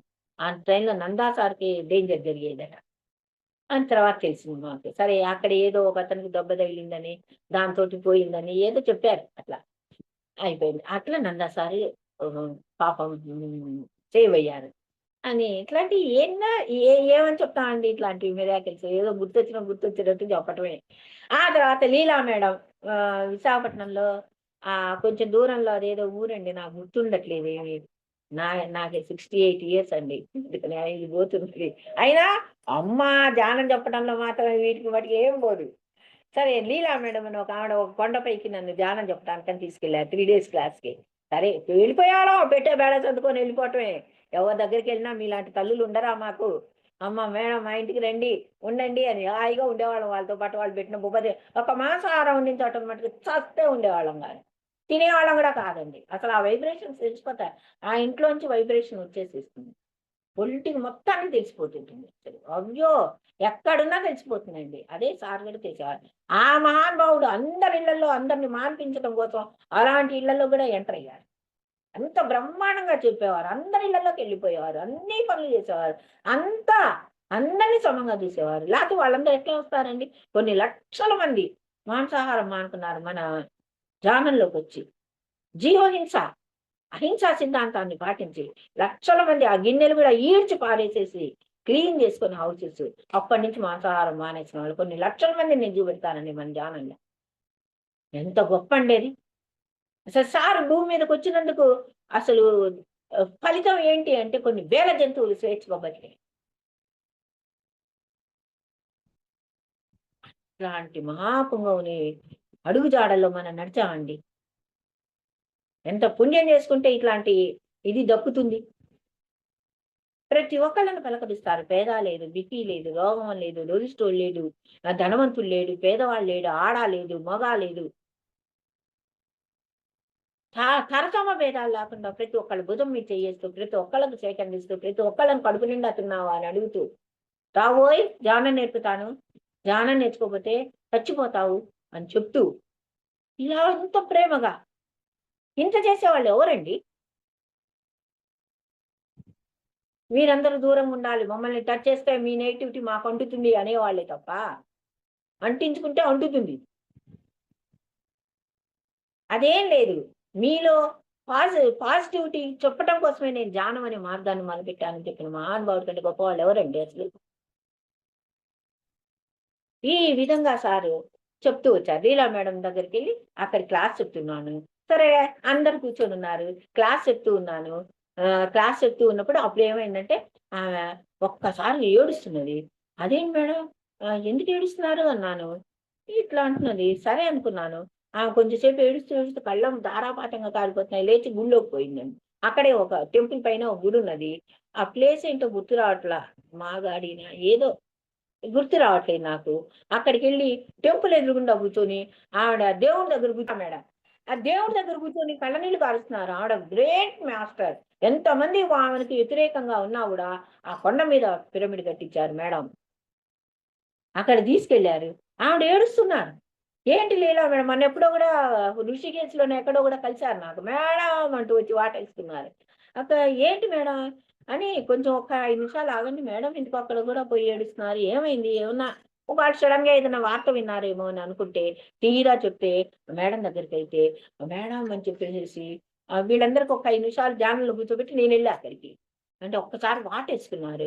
వాటేసుకొని గుళ్ళోనే వాళ్ళ గుడెట్టుంది అది దగ్గర దేవుడి దగ్గరగా కూర్చున్నారు. ఏంటి అంటే గట్టిగా వాటేసుకొని, మీరు మీ ఎంతసేపు చూడకూడదు అనుకుంటున్నా మీలో నాకు పత్రిసారి కనిపిస్తున్నారు. అందుకనే నాకు కన్నీళ్ళు ఆగట్లా. మీ మాటలు ఎట్లా ఉంటాయంటే ఖండించి చెప్తుంటారు, లాలనగా చెప్తుంటారు. ఆ ఎక్కడ ఖండించాలో అక్కడ ఖండించేస్తారు ధైర్యంగా. నాకు పత్రిసారి గొంతే వినిపిస్తుంది, పత్రిసారి కనిపిస్తున్నారు అంటే, అయ్యో దీనికి ఎందుకు లీలా మేడం అంత బాధపడుతున్నారు, వాకిన్స్ జరుగుతాయి అని చెప్పాను నేను. అన్నీ చాలా తెలుసుకున్నానండి నేను. అంటే నేను తెలుసుకున్నది ఇంకా సముద్రంలో నీటి బొట్టులో కోటో అంతే. అయినా కూడా నా జీవితానికి ధన్యతనుందాను. ఎంత హ్యాపీనో. అందుకనే ఇంత డీటెయిల్‌గా చెప్తున్నా అనమాట. అది అది ఏంటంటే వాకింగ్ జరిగి ఉండొచ్చండి. మీరే కాదు మేడం చాలా మంది అన్నారు నాతోటి. నా క్లాసెస్ వింటున్న వాళ్ళు ఎంతో మంది చెప్పారు. మీరు చెప్తూ ఉంటే మాకు సార్ చెప్పినట్లు ధ్వనిస్తూ ఉంటుంది అని అన్నారు. అనిపించండి అంటే ఆ సంతోషంతోటి నాకేంటో ఏడుపు పట్టలేక మీ ముందర కూర్చోలేకపోయానండి. అందుకనే వచ్చి ఇక్కడ కూర్చున్నాను దేవుని విగ్రహం ముందర అని అన్నది. సరేనమ్మా అని చెప్పేసి అయిపోయింది. అట్లా ఎక్కడ పడితే అక్కడ క్లాసెస్ అనకాపల్లిలో అవి ఇవి స్టీల్ ప్లాంట్లు ఏదో ఏదో నాకేం గుర్తు రావట్లా. అన్నీ చెప్పుకుంటూ వచ్చేవాళ్ళమండి. ఆ విధంగా అదొక అద్భుతమైంది. ఆ తర్వాత సరే చెన్నైలో చాలా సార్లు డెత్ బెడ్ మీద నుంచి సారు మమ్మల్ని రక్షించారు. ఇట్లా చెప్పుకుంటూ వెళ్తే చాలా ఉంటాయండి.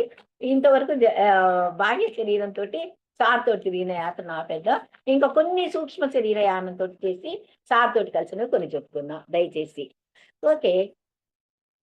సూక్ష్మ శరీర యానంతో మొట్టమొదట సూక్ష్మ శరీర యానంతో సార్కి నాకు ఉన్న నా నా జీవితంలో నా జీవన యాత్రలో సార్ తోటి నాకు ఉన్న సంబంధం గురించి చెప్తాను. చాలా కోకొల్లలు.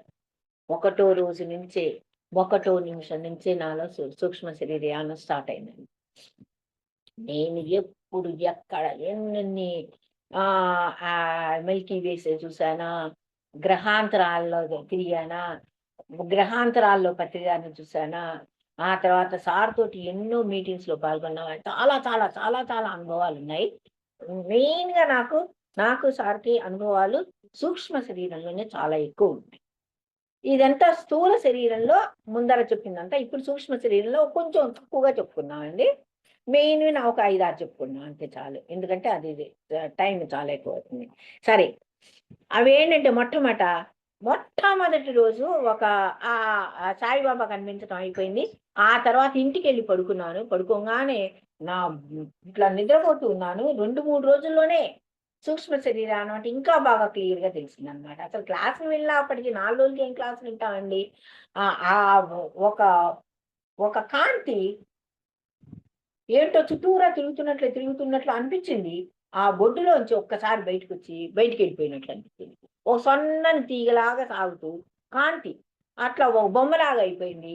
అది ఒక రూపంగా అయిపోయింది. రై అని వెళ్ళిపోతుంది. ఇటు తిరుగుతూ మన దీంట్లో తిరిగినట్లు. అలా తిరిగి వెళ్ళి ఆ శరీరం అది సూక్ష్మ శరీరం అన్నమాట. మనలో నుంచి మనం ఎప్పుడైతే గాఢ నిద్రలో ఉంటామో అప్పుడు సూక్ష్మ శరీరం అలా బయటికి వెళ్ళిపోతూ ఉంటుంది. ఎందుకంటే అది ఆత్మ కాదు, సూక్ష్మ శరీరం. మన ఒరిజినల్ ప్రింట్ అది. ఆ సూక్ష్మ శరీరం ఒకసారి నేను స్థూల శరీరం అంటే ఏంటి, సూక్ష్మ శరీరం క్లాస్ తీసుకొని చెప్తానండి. సూక్ష్మ శరీరం అలా బయటకు వచ్చింది, విడుదలైంది. విడుదలయ్యి వెళ్ళిపోతూ అలా నేను చూస్తూ ఉన్నా అంటే ధ్యానంలోనే ఆ థర్డ్ ఐ తోటి చూస్తూ ధ్యానంలో మనం చూస్తున్నా అంటే మన థర్డ్ ఐ ఓపెన్ అయిపోయింది.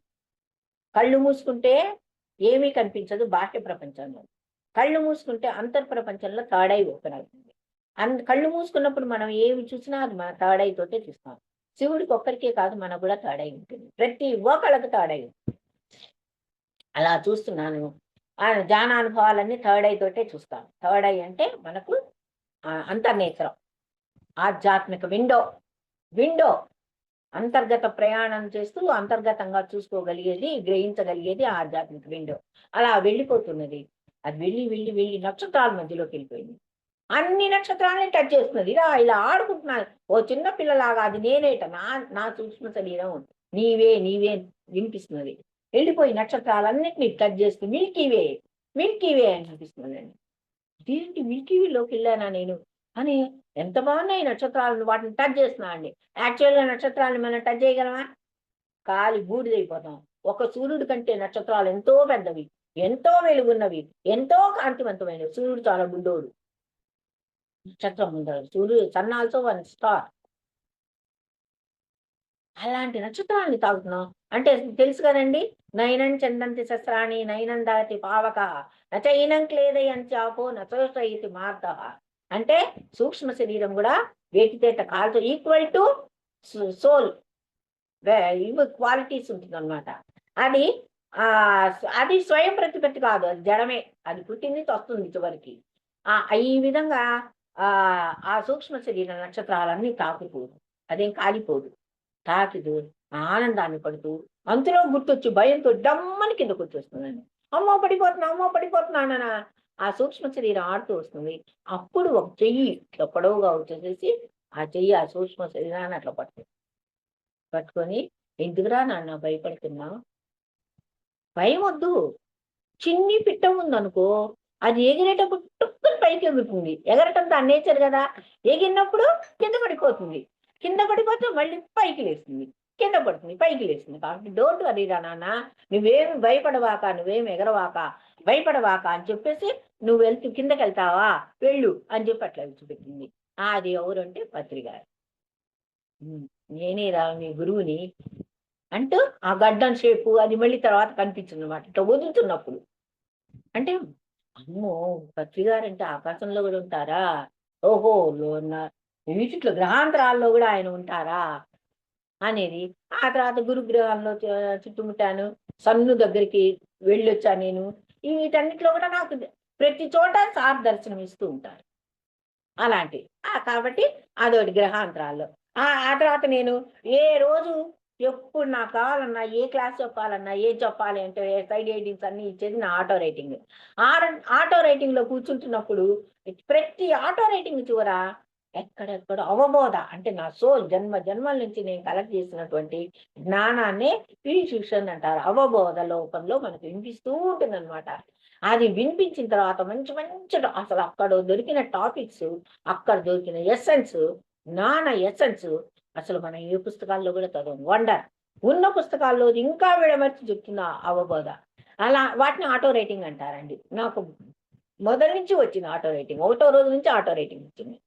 నిజం చెప్పాలంటే ఆటో రైటింగ్ లో ప్రతి చివర చూసావా మీ గురువు గారు ఎంత గొప్పవారు, మీ పత్రి సార్ ఎంత, మీ పత్రి సార్, మీ పత్రి సార్, మీ పత్రి సార్, మీ పత్రి సార్, ప్రతి ఆటో రైటింగ్ కింద మీ కలియుగ వైతాళికులు, మీ జా జ్ఞా ఆత్మ జ్ఞాని, మీ గురువు గారు, మీ గురువు గారు, మీ గురువు గారు, మీ గురువు గారు అని చుబ్బరా ఆ లైన్ రాయండి, నా పెన్ను ఆగదు. అంటే చూసారండి, జన్మ జన్మకు తోడుగా నా నీడవై నువ్వు కదలిరా. ఎన్ని జన్మల బంధం ఉన్నదండి. ఒక జన్మలో గురువు గారు నాకు భర్త. అది ఎట్లా అంటే, భర్త అని చెప్పుకుంటే ఇప్పుడు రాళ్ళు తీసుకుని కొడతారేమో, కొట్టినా ఐ డోంట్ కేర్. ఎందుకంటే ఆత్మకు సంబంధం ఏంటండి? ఆత్మ ఏ కట్టెలో అయినా దూరుతుంది, ఏ కట్టెల నుంచి అయినా బయటకు వెళ్తుంది. అది ఎట్లా తెలుసు అంటే, ఒకసారి నేను ధ్యానంలో కూర్చున్నప్పుడు ఒక గోడ మీద 2 బొమ్మలు ఉన్నాయి. ఒకటి సారు, ఒకటి నాది. ఎప్పుడు ఏ జన్మో మరి అది. నేను 15 జన్మలు చూసిన తర్వాత ఇంకా నాకు వద్దని చెప్పేసేసా, అంతే ఆగిపోయాయి. అప్పుడు చూసా అనమాట ఆ జన్మలో. ఒక ఒక ఫ్రేమ్లో నేను, ఒక ఫ్రేమ్లో సార్. సార్ అప్పుడు సార్ తెలిసిపోతూనే ఉన్నది. అయితే సార్ ఫోటో భాగం మాత్రం కాంతివంతంగా ఉన్నది. నేను అని చెప్తున్నటువంటి ఆ ఫోటో భాగం మాత్రం నల్ల నల్లగా మబ్బులు కమ్మినట్టుంది. అంటే నేను అప్పటి అజ్ఞాని, సార్ అప్పటికే సుజ్ఞాని. అది అర్థం. ఆయన ఎవరిది వాళ్ళకే కదండి. మీరు మీకే, మీ భర్తది మీకే, నాది నాకే, నా కూతురిది నాకే, నా కొడుకు నాది. అలా అనమాట. ఆ ఫోటోలోంచి సార్ వెళ్ళిపోయారు. నేను మటుకు ఆ ఫోటోలో బొమ్మలాగానే మిగిలిపోయాను. అంటే నేను ఇంకా డెవలప్ అవ్వలేదనమాట. ఆ జన్మలో కూడా డెవలప్ అవ్వలా. అట్లా ఒకసారి బిడ్డగా, ఒకసారి మా అబ్బాయిలాగా కనిపించి సార్‌లాగా కనిపించాడు. నేను మిమ్మల్ని ముట్టుకోవచ్చా సార్? నాకు మీరు బిడ్డ అనిపిస్తున్నారు. నాకు మెసేజ్ వచ్చింది సార్ అంటే, ముట్టుకో నీ తప్పే ఉంది అన్నారు. గిఫ్ట్ కలిగిందా అన్నారు. అంటే ఆయన చూసారా? గ్రహించారా లేదా? అట్లా అట్లా భర్తగా, బిడ్డగా, మళ్ళీ ఈనాడు గురువుగా. ఆహా! ఎంత గొప్ప విషయం అండి. ఎన్ని జన్మల సంబంధం అండి. సోల్ రిలేషన్ అంటే అది. అట్లా లేకపోతే అసలు మీరు అక్కడ ఎందుకు కూర్చుంటారు? నేను ఇక్కడ ఎందుకు కూర్చుంటాను? అది అలా అలా అయిపోయింది. అట్లా అయిపోయిన తర్వాత ఆ విధంగా సారు రిలేషన్స్, రిలేషన్స్ ఉండేది. ఆ తర్వాత ఒకసారి సార్ వాళ్ళ ఇంటికెళ్ళాం మేము. సూక్ష్మ శరీర ప్రయాణాలు. ఇంటికెళ్తే సార్ వాళ్ళ ఇంటికెళ్ళానన్నప్పుడు ఒక 100 మంది కూర్చొనున్నారు. పాపం ఆయనకు ఒక్కరోజు సెలవు దొరికిందనుకోండి. సెలవు అంటే నాట్ సెలవా, ఇంట్లో ఉన్నారనుకోండి ప్రోగ్రామ్ లేకుండా 100 మంది కూడుంటారు. ఆయనకి ఎంత ఓపిక రాకపోయినా ఆ కుర్చీలో అట్టానే కూర్చుంటారాయన. మేడంకేమో అందరికి వండి పెట్టడం, లేకపోతే తీసుకొచ్చినవన్నీ పంచి పెట్టడం అలా చేస్తుండేవారు. సరే నేను ఒకరోజు మానస ప్రసాద్ గారితోటి ఎళ్ళా నేను. ఇవాళ గురువుగారు ఎందుకో చాలా సార్లు వచ్చారు నా నోటి మీదుగా. మానస ప్రసాద్ గారు మా తొలి గురువు. ఆ! మానస ప్రసాద్ గారితోటి కలిసి మేము వెళ్ళాం. అమ్మో! పత్రివారింటికెళ్ళటం ఎంత గొప్ప. ఆ! పట్నం వెళ్ళాం. వెళ్ళిన తర్వాత ఏదో ఆయన చెప్తున్నారు. ఎవరో ఒక మాంసాహారిని అటాక్ చేస్తున్నాడు ఆయన మీద. ఏంటి నువ్వు చేసేది అంటే, "ఏయ్! పిచ్చి పిచ్చిగా మాట్లాడావంటే నేను జైల్‌లో పెట్టిస్తా" అన్నాడు పత్రి గారిని. అంటే, "పెట్టించరా నన్నేం చేస్తావురా నువ్వు? జైల్లో పెట్టిస్తే వాళ్ళు చంపారనుకో చచ్చిపోతావు. మళ్ళీ ఇంకో చోట పుట్టి నీకు భరతం పడతావు మళ్ళీ డబల్ భరతం పడతా" అన్నారు పత్రి గారు. తక్కువవాడాయన. అనేటప్పటికి తర్వాత ఈయన చేతులు పెట్టి అవతల పడేయండి. తోసి అవతల పడేయండి అన్నారు. అంతే మనవాళ్ళు చొంకాల కింద చేతులేసి అవతలకి దూసేశారు. ఆ తర్వాత ఆయన పెద్ద మెడిటేటర్ అయిపోయారు. బ్రహ్మాండమైన మెడిటేటర్. బాగా బుద్ధొచ్చింది ఆయనకి తెలుసుకున్నాడు. అయిపోయింది. సరే ఇవన్నీ మామూలే చాలా చోట్ల జరుగుతున్నవే. అదయిపోయింది. ఇంతకు సార్ వాళ్ళ ఇంటికెళ్తే, ఆ సార్ వాళ్ళ ఇంటికెళ్తే ఏం చెప్పారు? నేను మిమ్మల్ని సృష్టించుకున్నాను. క్లాస్ చెప్తున్నారు ఏదో 100 మందికి. నేను మిమ్మల్ని సరే ఒక 15 నిమిషాల్లో ముగిస్తాను మేడం. నేను మిమ్మల్ని సృష్టించుకున్నాను అన్నారు. నేను మిమ్మల్ని సృష్టించుకున్నాను అనేటప్పటికి, ఇదేంటి మిమ్మల్ని సృష్టించుకున్నాను అంటున్నారు అని మమ్మ మమ్మల్ని మీరు సృష్టించుకోవటం ఏంటి? సా స్వర్ణమాల పత్రి గారికిను, పత్రి గారికి నేనేమన్నా పుట్టానా? ఇదేం కాదే. మీరు సృష్టించుకుంటున్నారేంటి అనుకున్నాము. కానీ దాని యొక్క అంతరార్థం తర్వాత ఎప్పుడో గౌహతిలో, బెంగుళూరులో ఒక ఓపెనింగ్ అప్పుడు బెంగుళూరు ఓపెనింగ్ సమయం రోజు నా సూక్ష్మ శరీరము బెంగుళూరుకెళ్ళింది. మేము అప్పుడు గౌహతిలో ఉన్నాము. గౌహతిలో ఉన్నప్పుడు మేము వెళ్ళలేకపోయాము. నా సూక్ష్మ శరీరం బెంగుళూరుకెళ్ళింది. బెంగుళూరుకెళ్ళినప్పుడు 10 నిమిషాలు ముగిసింది. బెంగుళూరుకి సరే. అయితే నా సూక్ష్మ శరీరము ఏమైందంటే సరే మిమ్మల్ని నేను సృష్టించుకున్నాను అన్నారు సారు క్లాసులో. అంటే నన్ను మీరు సృష్టించుకోవటం ఏంటి? స్వర్ణమాల పత్రికను పత్రిక సార్కి నేనేమన్నా పోయి ఎస్ సార్ నా మేడం అన్నారు. ఎస్ నో అని మనసు ఒప్పుకోవట్లా ఆయన సృష్టించాడంటే. ఏంటి దీంట్లో అంతరార్థం అని అనుకుంటూ అవును సార్ అంటున్నా. ఆయన మాటకి ఎదురు చెప్పలేను కదా. ఆ తర్వాత ఇంటికి వచ్చాను, జానకి కూర్చున్నాను. కూర్చొని ఏంటి ఈయన మమ్మల్ని సృష్టించాడు అని అనుకుంటూ కూర్చున్నాము. ఆ తర్వాత కొన్ని రోజులు విడిచిపెట్టేసాం. తర్వాత మేము గౌహతి వెళ్ళిపోయాం. గౌహతి వెళ్ళిన తర్వాత అయ్యో సార్ ప్రోగ్రామ్కి మేము అటెండ్ అవ్వలేకపోయాం. బెంగళూరులో సారు ఓపెన్ చేశారు బెంగళూరు పిరమిడ్ని. అప్పుడు దీని అర్థం నాకు తెలిసింది. ఏంటి అంటే బెంగళూరు పిరమిడ్కు లో ఓ పెద్ద సింహాసనం వేశారు. పెద్ద అనుభవం అండి. అదంతా తర్వాత చెప్తాను అనుభవాల్లో. బెంగళూరులో పెద్ద బంగారపు సింహాసనం కనిపిస్తున్నది. ఆ సింహాసనం చుట్టూరా లక్షల మంది సూక్ష్మ శరీరదారులు అందరూ, అంటే శరీరాలు కనిపించట్ల, అన్ని కాంతి శరీరాలు లాగా కనిపిస్తున్నాయి. పొడుగు పొట్టిగా అందరు ఆడమగ ఏమి తెలియదు, కాంతి శరీరాలు తెల్లగా కనిపిస్తున్నాయి. వాళ్ళందరూ ఒక పెద్ద బంగారపు సింహాసనం మీద చుట్టూరా, బంగారం అంటే కాంతి బంగారం లాగా మెరిసిపోతున్నది. దాని మీద ఒక సింహాసనాన్ని ఎత్తి పట్టారు. ఆ ఎత్తి పట్టిన సింహాసనం మీదకు ఒక అజానబాహుడైనటువంటి ఒక వ్యక్తి వచ్చారు. ఒక కాంతి శరీరం వచ్చింది, పొడవుగా, అందరికంటే పొడవుగా. ఆ కాంతి శరీరాలన్నీ ఎత్తుకున్నాయి. ఎత్తుకొని ఆ సింహాసనం మీద కూర్చోబెట్టారు. ఆ సింహాసనం మీద కూర్చోబెట్టిన తర్వాత ఆయన దాని మీద కూర్చొని దిగిన తర్వాత ఆయన పొడవుగా చెయ్యి దాస్తూ, అలనాడు శ్రీరామచంద్రుడు రామరాజ్య స్థాపన కోసం, ధర్మం స్థాపించటం కోసం భూమి మీదకు కోతుల సహాయం తీసుకొని వచ్చాడు. ధర్మాన్ని స్థాపించాడు. ఈనాడు నేను శాంతి స్థాపన కోసం భూమి మీదకు వెళ్తున్నాను.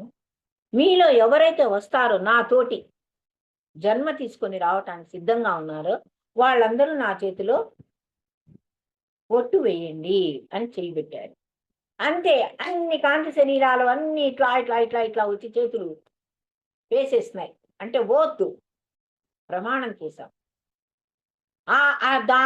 అట్లాంటి కాంతి శరీరాల్లోకి నా కాంతి శరీరం ఎగురుకుంటూ వాళ్ళందరిని తోచుకుంటూ వచ్చి వేసా చెయ్యి. నేను కూడా వేసినట్టు నాకు తెలిసిపోయింది.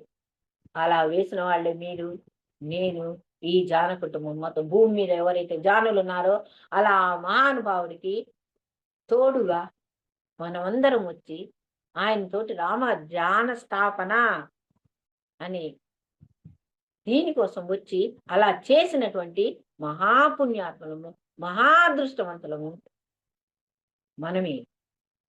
ఇప్పుడు తెలిసింది నేను మిమ్మల్ని సృష్టించుకున్నాను అంటే ఆయనకు ప్రామిస్ చేసి మనం ఈ భూమి మీదకి వచ్చాం. ఆయన బాటలో నడిచాం. Soul connection. ఎంత లక్కీ ఫెలోస్ అండి మనం, ఎంత అదృష్టవంతులం అండి. లేకపోతే ఆయనతో మనకి ఎట్లా నేను పక్కకి వెళ్ళిపోతాం. ఇంకా 10 జన్మలు ఎత్తు. ఎవరికేమి? మీరు ఎంత అదృష్టవంతులు మేడం. సరితా మ్యామ్, నేనెంత అదృష్టవంతురాల్ని. ఎంత పుణ్యం, ఎంత అదృష్టం చేసుకుంటా. కలియుగ వైతాళికుడైనటువంటి ఆ మహానుభావుడి అండదండలో ఉంటూ, నడుస్తూ, ఇంకా నడిపించుకుంటూ, ఆయన్ని నడిపించుకుంటూ, ఆయన సిద్ధాంతాన్ని నడిపించుకొని పయనిస్తున్నామంటే మన జన్మ ధన్యమైనట్లే. నేను ఈ భూమి మీదకి ఎందుకు వచ్చాను? ఓకే, అఫ్ కోర్స్ నా భర్తను పెళ్లి చేసుకున్నా, మా అమ్మ నాన్నలు పుట్టా, భర్తను పెళ్లి చేసుకున్నా, గురువు వాళ్ళ దగ్గర చదువుకున్నా, బిడ్డని కన్నా, ఇదంతా ఒకెత్తో. నా ఏమో ధ్యానం చేసుకుంటాం కోసం వచ్చాను. గురువుగారి సాన్నిధ్యంలో ఉండటానికి కోసం వచ్చాను. ధ్యానం చేసుకున్నా, చేస్తున్నా, ధ్యాన ప్రచారం చేస్తున్నా. ఈ ప్రచారం చేస్తూనే చచ్చిపోతా. రాకపోతే 65 ఏళ్ళు నాకు ఈ కంఠం ఏంటి? నేనే సిగ్గుపడ్ను. నా నోట్లో వాక్కు వచ్చినంత వరకు నేను చెప్తూనే ఉంటాను. మీలాంటి మహాతల్లులు, మహానుభావులు నా క్లాసులు ఇస్తారు, నేను చెప్తూనే ఉంటాను, సిగ్గుపడను. కాళ్ళల్లో ఓపిక నాళ్ళు తిరిగాను. కాళ్ళల్లో ఓపిక లేని నాడు ఈ జూమ్ సెక్షన్ సార్ వెళ్ళిపోయే బాడీ వెకేట్ చేసే ముందర ఇంత వృద్ధి చేశారంటే అందుకే చేశారు. నదీనాం సాగరం గతి. సముద్రం లాంటి జ్ఞానాన్ని పంచివ్వటానికి కోసమే సార్ ఈ జూమ్ సెక్షన్స్ పెట్టారు. ఎంత అదృష్టవంతులు అవుతుంది. ఈ విధంగా ఇట్లా చాలా చాలా ఆ, ఆ, ఉన్నాయి. ఆ తర్వాత ఒంటి గంట నొప్పి పోగొట్టుకున్నా నేను. Sir lily food astral operations కూడా నాకు చాలా చేశారండి. ఎందుకంటే ఇట్లాంటి క్లాసెస్ చెప్పడానికి ఇంకా భూమి మీద నూకలు ఉన్నాయంటే ఒకసారి ఒంటి గంట నొప్పి చచ్చే నొప్పి వచ్చింది. ఏంటి సార్ అందరు అన్ని తగ్గుతాయి, నేను ధ్యానం చేస్తున్నా, నాకు ఒంటి గంట నొప్పి పోవట్లేదు, ఆయుసం పోయింది రెండోయ్, మళ్ళీ నాకు నేనే అనుకుంటా. ఆ, కానీ ఒంటి గంట నొప్పి తగ్గట్లేదు అనుకున్నాను. అప్పుడు ఒక రోజు ధ్యానంలో కూర్చున్నాను. ఇద్దరు లిల్లీ ఫుడ్స్ కనిపించారు. ఇద్దరు లిల్లీ ఫుడ్స్ కనిపించి వాళ్ళు చెప్పారనమాట. లిల్లీ ఫుడ్స్ కనిపించి, ఏంటి తెగ పిలుస్తున్నావు, నీకు తలనొప్పి పోగొట్టాలా మేము, రా, వాళ్ళకి తగ్గింది అని ఎందుకు ఏడుస్తున్నావు, నీ తలనొప్పి పోవాలా, రా, తలనొప్పి తీసేస్తాను రా అన్నారు. అని అడిగి, ఏం వద్దులేండి, మీరేం రాక్కర్లేదు, మీరెవరో నాకు తెలుసు అన్న. ఇంకొక లిల్లీ ఫుడ్స్ ఎవరు ఏంటి అని అన్నారు. ఎవరు ఏంటి అన్నారు. ఏంటి అంటే ఏం లేదు, ఈ పెద్ద గుండేమో పత్రి గారు, చిన్న గుండేమో ప్రేమనాథ్ సార్, నాకు తెలియదు అనుకుంటున్నారా ఏంటి అన్నారు.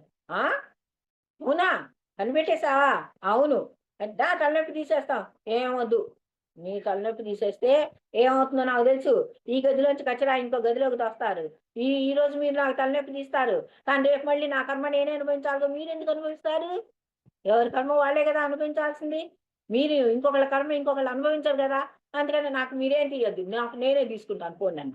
అదేంటి, పిలిచేది నువ్వే, వెళ్ళిపోమనేది నువ్వేనా, అన్నీ నీ ఇష్టమేనా, అప్పగించుకోకరా నాన్న, తగ్గిపోతుందిలే నీకు, నీకు ఆ శక్తి ఉన్నది, your soul is ripe and soul, నీకు నువ్వే పోగొట్టుకోగలవు, సరేలే అని చెప్పేసేసి మళ్ళీ బుజ్జగించి, తిట్టేది, కొట్టేది, కోప్పడేది, బుజ్జగించేది కూడా మన గురువు గారేనండి. అందరు గురువులు అట్లా చేయరు, దూరం పెట్టేస్తారు. అలా చేసి తలనొప్పి తీసేశారు. గొంతు నొప్పి పోతే గొంతు ఆగిపోయింది, అప్పుడు తీసేశారు. ఇలా కోకొల్లలు. లాస్ట్ ఫైనల్ గా కన్క్లూజన్ లో మన సార్ని గురించి 4 మాటలు చెప్పుకొని మనం దీన్ని ముగించేసేద్దామండి. ఓకే, ఏంటి అంటే మన సార్ నుంచి నేర్చుకున్నవి, నో కామెంట్, నో జడ్జిమెంట్, నేను ఎవరికంటే ఎక్కువ కాదు, నేను ఎవరికంటే తక్కువ కాదు, ఇవన్నీ నిజంగా సార్ నుండి చాలా గొప్పగా నేర్చుకున్నటువంటి అద్భుతమైనటువంటి లక్షణాలండి. సార్ నుండి నిజంగానే మనం నేర్చుకున్నాం చాలా గొప్పగా. తర్వాత ఒక international sorry I'm really sorry, international balance కాదు, ఆస్ట్రల్ బ్యాలెన్స్. ఒకసారి విశాఖపట్నం స్టీల్ ప్లాంట్ లో ఒక క్లాస్ పెట్టినప్పుడు చెప్పారు, మీరందరూ నేను ఒక చోట డబ్బు దాస్తున్నా, మీరు కూడా దాచుకుంటారా అన్నారు. నేను చెప్పిన పని ఏదైనా చేస్తానా అన్నారు. చేస్తాను సార్ అన్నారు అందరూ. అంటే సరే, నేను ఇప్పుడు చచ్చిపోవాలనుకుంటున్నాను, ఎవరు నా తోట వస్తారో చేతులు ఎత్తండి అన్నారు. అందరూ కొంచెం ఎత్తి కొంచెం దించారు, కొంచెం ఎత్తి కొంచెం దించారు. ఎత్తితే పూర్తిగా ఎత్తండి, లేకపోతే పూర్తిగా దించండి, ఈ మధ్యలో ఇదేంటి ఇలా పెట్టద్దు అన్నారు. అనేటప్పటికి అందరూ కిందకి దించారు. ఒక 4-5 మటుకు చేతులు ఎత్తారు. సరే, నేను ఒక డబ్బు దాచిపెడుతున్నాను ఒక స్థలంలో, మీ అందరూ రెడీనా, డబ్బు కాదు, ఒక సంపద దాచిపెడుతున్నాను, మీ అందరూ రెడీనా అన్నారు. అంటే రెడీ సార్ అన్నారు. సంపద కదా, అందరూ చేతులు ఎత్తారు ఫుల్లుగా. ఓరి మీ దుంపలయ్యా, నేను దాచే సంపద మీకు ఇక్కడ దొరకదు అంటే అందరు చేతులు దిగిపోయాయి. ఇక్కడ అంటే ఇక్కడ దొరకదు అంటే అప్పుడు చెప్పారనమాట, ప్రతి ఒక్క వ్యక్తి మీరందరూ మరణించే లోపల ఆస్ట్రల్ బ్యాంక్ బ్యాలెన్స్ నిల్వ చేసుకోండి. ఆస్ట్రల్ బ్యాంక్ ఇదొక్కటే లాస్ట్ అండి. ఆస్ట్రల్ బ్యాంక్ బ్యాలెన్స్ అంటే ఏంటి అని ఎవరికి ఏం అర్థం కాలేదు. చూడండి, మీరు భూమి మీద ఎన్ని బ్యాంకుల్లో ఎంత డబ్బు సంపాదించినా, ఎంత డబ్బు ఉంచుకున్నా, మీరు పోయేటప్పుడు మటుకు ఏమైనా తీసుకెళ్తారా? ఒక్క చిన్నం కూడా, ఒక్క ముక్క కూడా తీసుకెళ్ళలేరు. కాబట్టి మీరు బ్యాంక్ దాచుకున్నటువంటి, ఎక్కడో రాశాను ఇవన్నీ, మీరు దాచుకున్నటువంటి ఆ ఆస్ట్రల్ బ్యాంక్ రహస్యం గురించి మీకు చెప్తున్నాను జానులుగా. మీరు తెలుసుకుంటే తెలుసుకోండి. ఏంటి అంటే, మీరు దాచుకోబడింది దోచుకోబడుతుంది, పంచిపెట్టింది రెట్టింపు మీకు తిరిగి వస్తుంది. మీరు ఎంత ధ్యాన ప్రచారం, నిష్కామ కర్మతోటి ఎంత ధ్యాన ప్రచారం చేస్తారో అదంతా మీకు జన్మ జన్మకు తోడుగా మీకు మీతోటి సూక్ష్మ శరీరంలో చిత్రంగా గుప్తంగా లిఖింపబడి మీతోటి మీ సూక్ష్మ శరీరం చచ్చిపోతే సూక్ష్మ శరీరం వెళ్ళిపోతుంది కదండి, దాంతో వెళ్ళేదే ఆస్ట్రల్ బ్యాలెన్స్. మీకు ఇంకో జన్మకు తోడుగా వచ్చేదే ఆస్ట్రల్ బ్యాలెన్స్. ఈ భూమి మీద ఉన్న బ్యాలెన్స్ ఏది మీకు రాదు. కాబట్టి నేను నా బ్యాలెన్స్ మొత్తం అక్కడ పెడుతున్నా. మీరందరు రెడీనా ఆస్ట్రల్ బ్యాలెన్స్ కి అని సార్ అడిగారండి. అందరూ కిమ్ అనకుండా ఎంత ఆనందం పొందారంటే అప్పటి నుంచి విపరీతమైన ధ్యాన ప్రచారాలు మొదలయ్యాయండి. మా కళ్ళతో మేము చూసామండి. కాబట్టి ఇట్లా మా సార్ని గురించి చెప్పుకెళ్తుంటే గంటలు గంటలు సరిపోదు. కాబట్టి వెరీ వెరీ థ్యాంక్స్. చివరిలో సార్ యొక్క ఆ చాలా కలియుగ వైతాళికుడండి ఆయన. ఆయన గురించిన పాటలు వచ్చాయి నాకు, ఆయన గీతోపదేశం వచ్చింది, ఆయన దశావతార తత్వం గురించి వచ్చింది. ఇలాంటివి ఎన్నో ఎన్నో ఎన్నో ఎన్నో సార్ని గురించినటువంటి పాటలు అలాంటివి వచ్చాయి. ఆయన నిజానికి అల్లి పెరగని, ఆయనకు కార్ అయినా ఒకటే, ట్రైన్ అయినా ఒకటే, స్కూటర్ అయినా ఒకటే, బండి అయినా ఒకటే, పూరిళ్ళు అయినా ఒకటే, రచ్చబండ మీద కూర్చొని క్లాసులు చెప్పారు. అవునా కాదండి? ఇవన్నీ సార్లు చూసిన వాళ్ళందరికీ తెలుసు. రచ్చబండ మీద కూర్చొని క్లాసులు చెప్పారు, ఏసీ హాల్స్ లో కూర్చొని చెప్పారు, అన్ని దేశాల్లో చెప్పారు, ఖండాంతరాల్లో చెప్పారు, మటన్ షాపుల్లో అహింస శాకాహార ర్యాలీలు మటన్ షాపులు ఎదురుగుండా ఎన్ని చేశారండి సారు. అయినా ఎంత ధైర్యం, మొక్కబోని ధైర్యంతో, నిజాయితీ, నిశ్చలత, ధీరత్వంతో రాత్రి పగళ్ళు క్లాసులు చెప్పారు. మిలిటరీ క్యాంపస్కి వెళ్ళి మారుమూలలకు వెళ్ళి క్లాసులు చెప్పొచ్చు మాకు తెలుసండి. జైళ్ళలోకి, Rajahmundry jail, central jail, Delhi jail, ఎంతమంది పెద్ద పెద్ద మిలిటరీ ఆఫీసర్స్ కి వాళ్ళు పిలిపించుకొని రహస్యంగా రెండో వాళ్ళకి తెలియకుండా పాయింట్అవుట్ చేస్తారని సార్ దాటి క్లాసులు చెప్పించుకున్నారు. నందా సారు వీళ్ళందరూ కలిసి క్లాసెస్ చెప్పేవాళ్ళండి మిలిటరీ సెక్షన్స్కి వెళ్ళి. పెద్ద పెద్ద మేము కూడా ఎన్ని రోజులు మిలిటరీ విశాఖపట్నంలో మిలిటరీ క్యాంపులు వాళ్ళు మమ్మల్ని పిలిచి మేమిద్దరం వెళ్ళేవాళ్ళం, రాజుగారు నేను విశాఖపట్నం. అలాంటిది ఢిల్లీలో మిలిటరీ సెక్షన్స్కి వెళ్ళి క్లాసెస్ చెప్పేవాళ్ళు. ఈ విధంగా ఎక్కడైనా అలు పెరగకుండా, ఎలాంటి భయము లేకుండా, ధీరులాగా వీరులాగా జ్ఞాన బోధన చేసి వచ్చారండి సార్. అంకితం చేశారండి ఆయన జీవితం మొత్తం. అలు పెరగని వీరుడు, కలియుగ వైతాళికుడు ఆయన.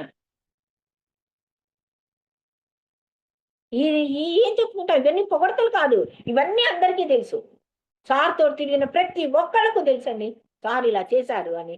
కాబట్టి ఆ దివ్య ఒక్కసారి వేణువు పట్టుకొని ఊదారంటే 1,00,000 మంది కూర్చున్నా ఆ వేణువు గానామృతంలో ఎటుపోయేవాళ్ళం అండి. 5 కూర్చున్న వాళ్ళం 8 కళ్ళు తెరిచేవాళ్ళం కాదా? ధ్యాన యజ్ఞాల్లో పాల్గొన్న ప్రతి ఒక్కళ్ళకు తెలుసు ఆయన కలియుగ కృష్ణులాగా చేశారు. ఆ వేణు నాదంలో ముంచి మునిగిపోయేవాళ్ళం, పరవశించిపోయేవాళ్ళం. అలాంటి మహానుభావుని యొక్క సన్నిధిలో మనం కాలం గడిపామంటే ఎంత పుణ్యం చేసుకున్నాము, ఎన్ని జన్మల సుకృతము.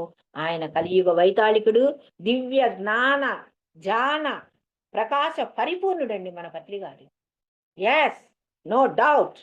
దాచుకోవటం తెలియదు, దోచుకోవటం తెలియని ధన్యుడు, దాచుకున్నది పంచిపెట్టాలి అని చెప్పేటటువంటి జ్ఞానమూర్తి అండి మన బ్రహ్మశ్రీ పితామహ పత్రిజీ. అందరికీ తండ్రి లాంటి వారు, బ్రహ్మ జ్ఞానాన్ని పరిపూర్ణంగా చవి చూసినటువంటి వ్యక్తి. ఈ రోజు ఎక్కడున్నారు అంటే, మేము ఒకసారి కాశ్మీర్ వ్యాలీ అనుకుంటా, కడపలో అనుకుంటానండి, సుజాత మేడం గారిది కాశ్మీర్ వ్యాలీనే అనుకుంటా. అక్కడికి వెళ్ళాము. అక్కడ అన్ని పిరమిడ్లలో ధ్యానం చేసుకున్నాము. ఒక అడామా కేవ్ అనే ఒకటి ఉన్నది, ఒక పిరమిడ్. ఆ పిరమిడ్ లో కూర్చొని ధ్యానం చేసుకుంటుంటే నేను ఆ అడామా సారు ఒక చిన్న బొమ్మ పెట్టుంటుంది చీకటి కేవ్ లో.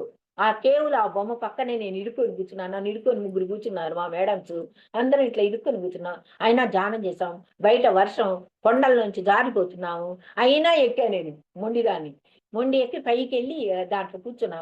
అక్కడ ధ్యానం చేస్తే అప్పుడు ఒక లోతైన లోయలో ధ్యానంలో ఇదే లోతైన లోయలో ఒక పెద్ద రౌండ్ దాన్ని ఎత్తుతున్నారు. అడామాసారట ఆయన ఎవరో మరి మనకు తెలియదు.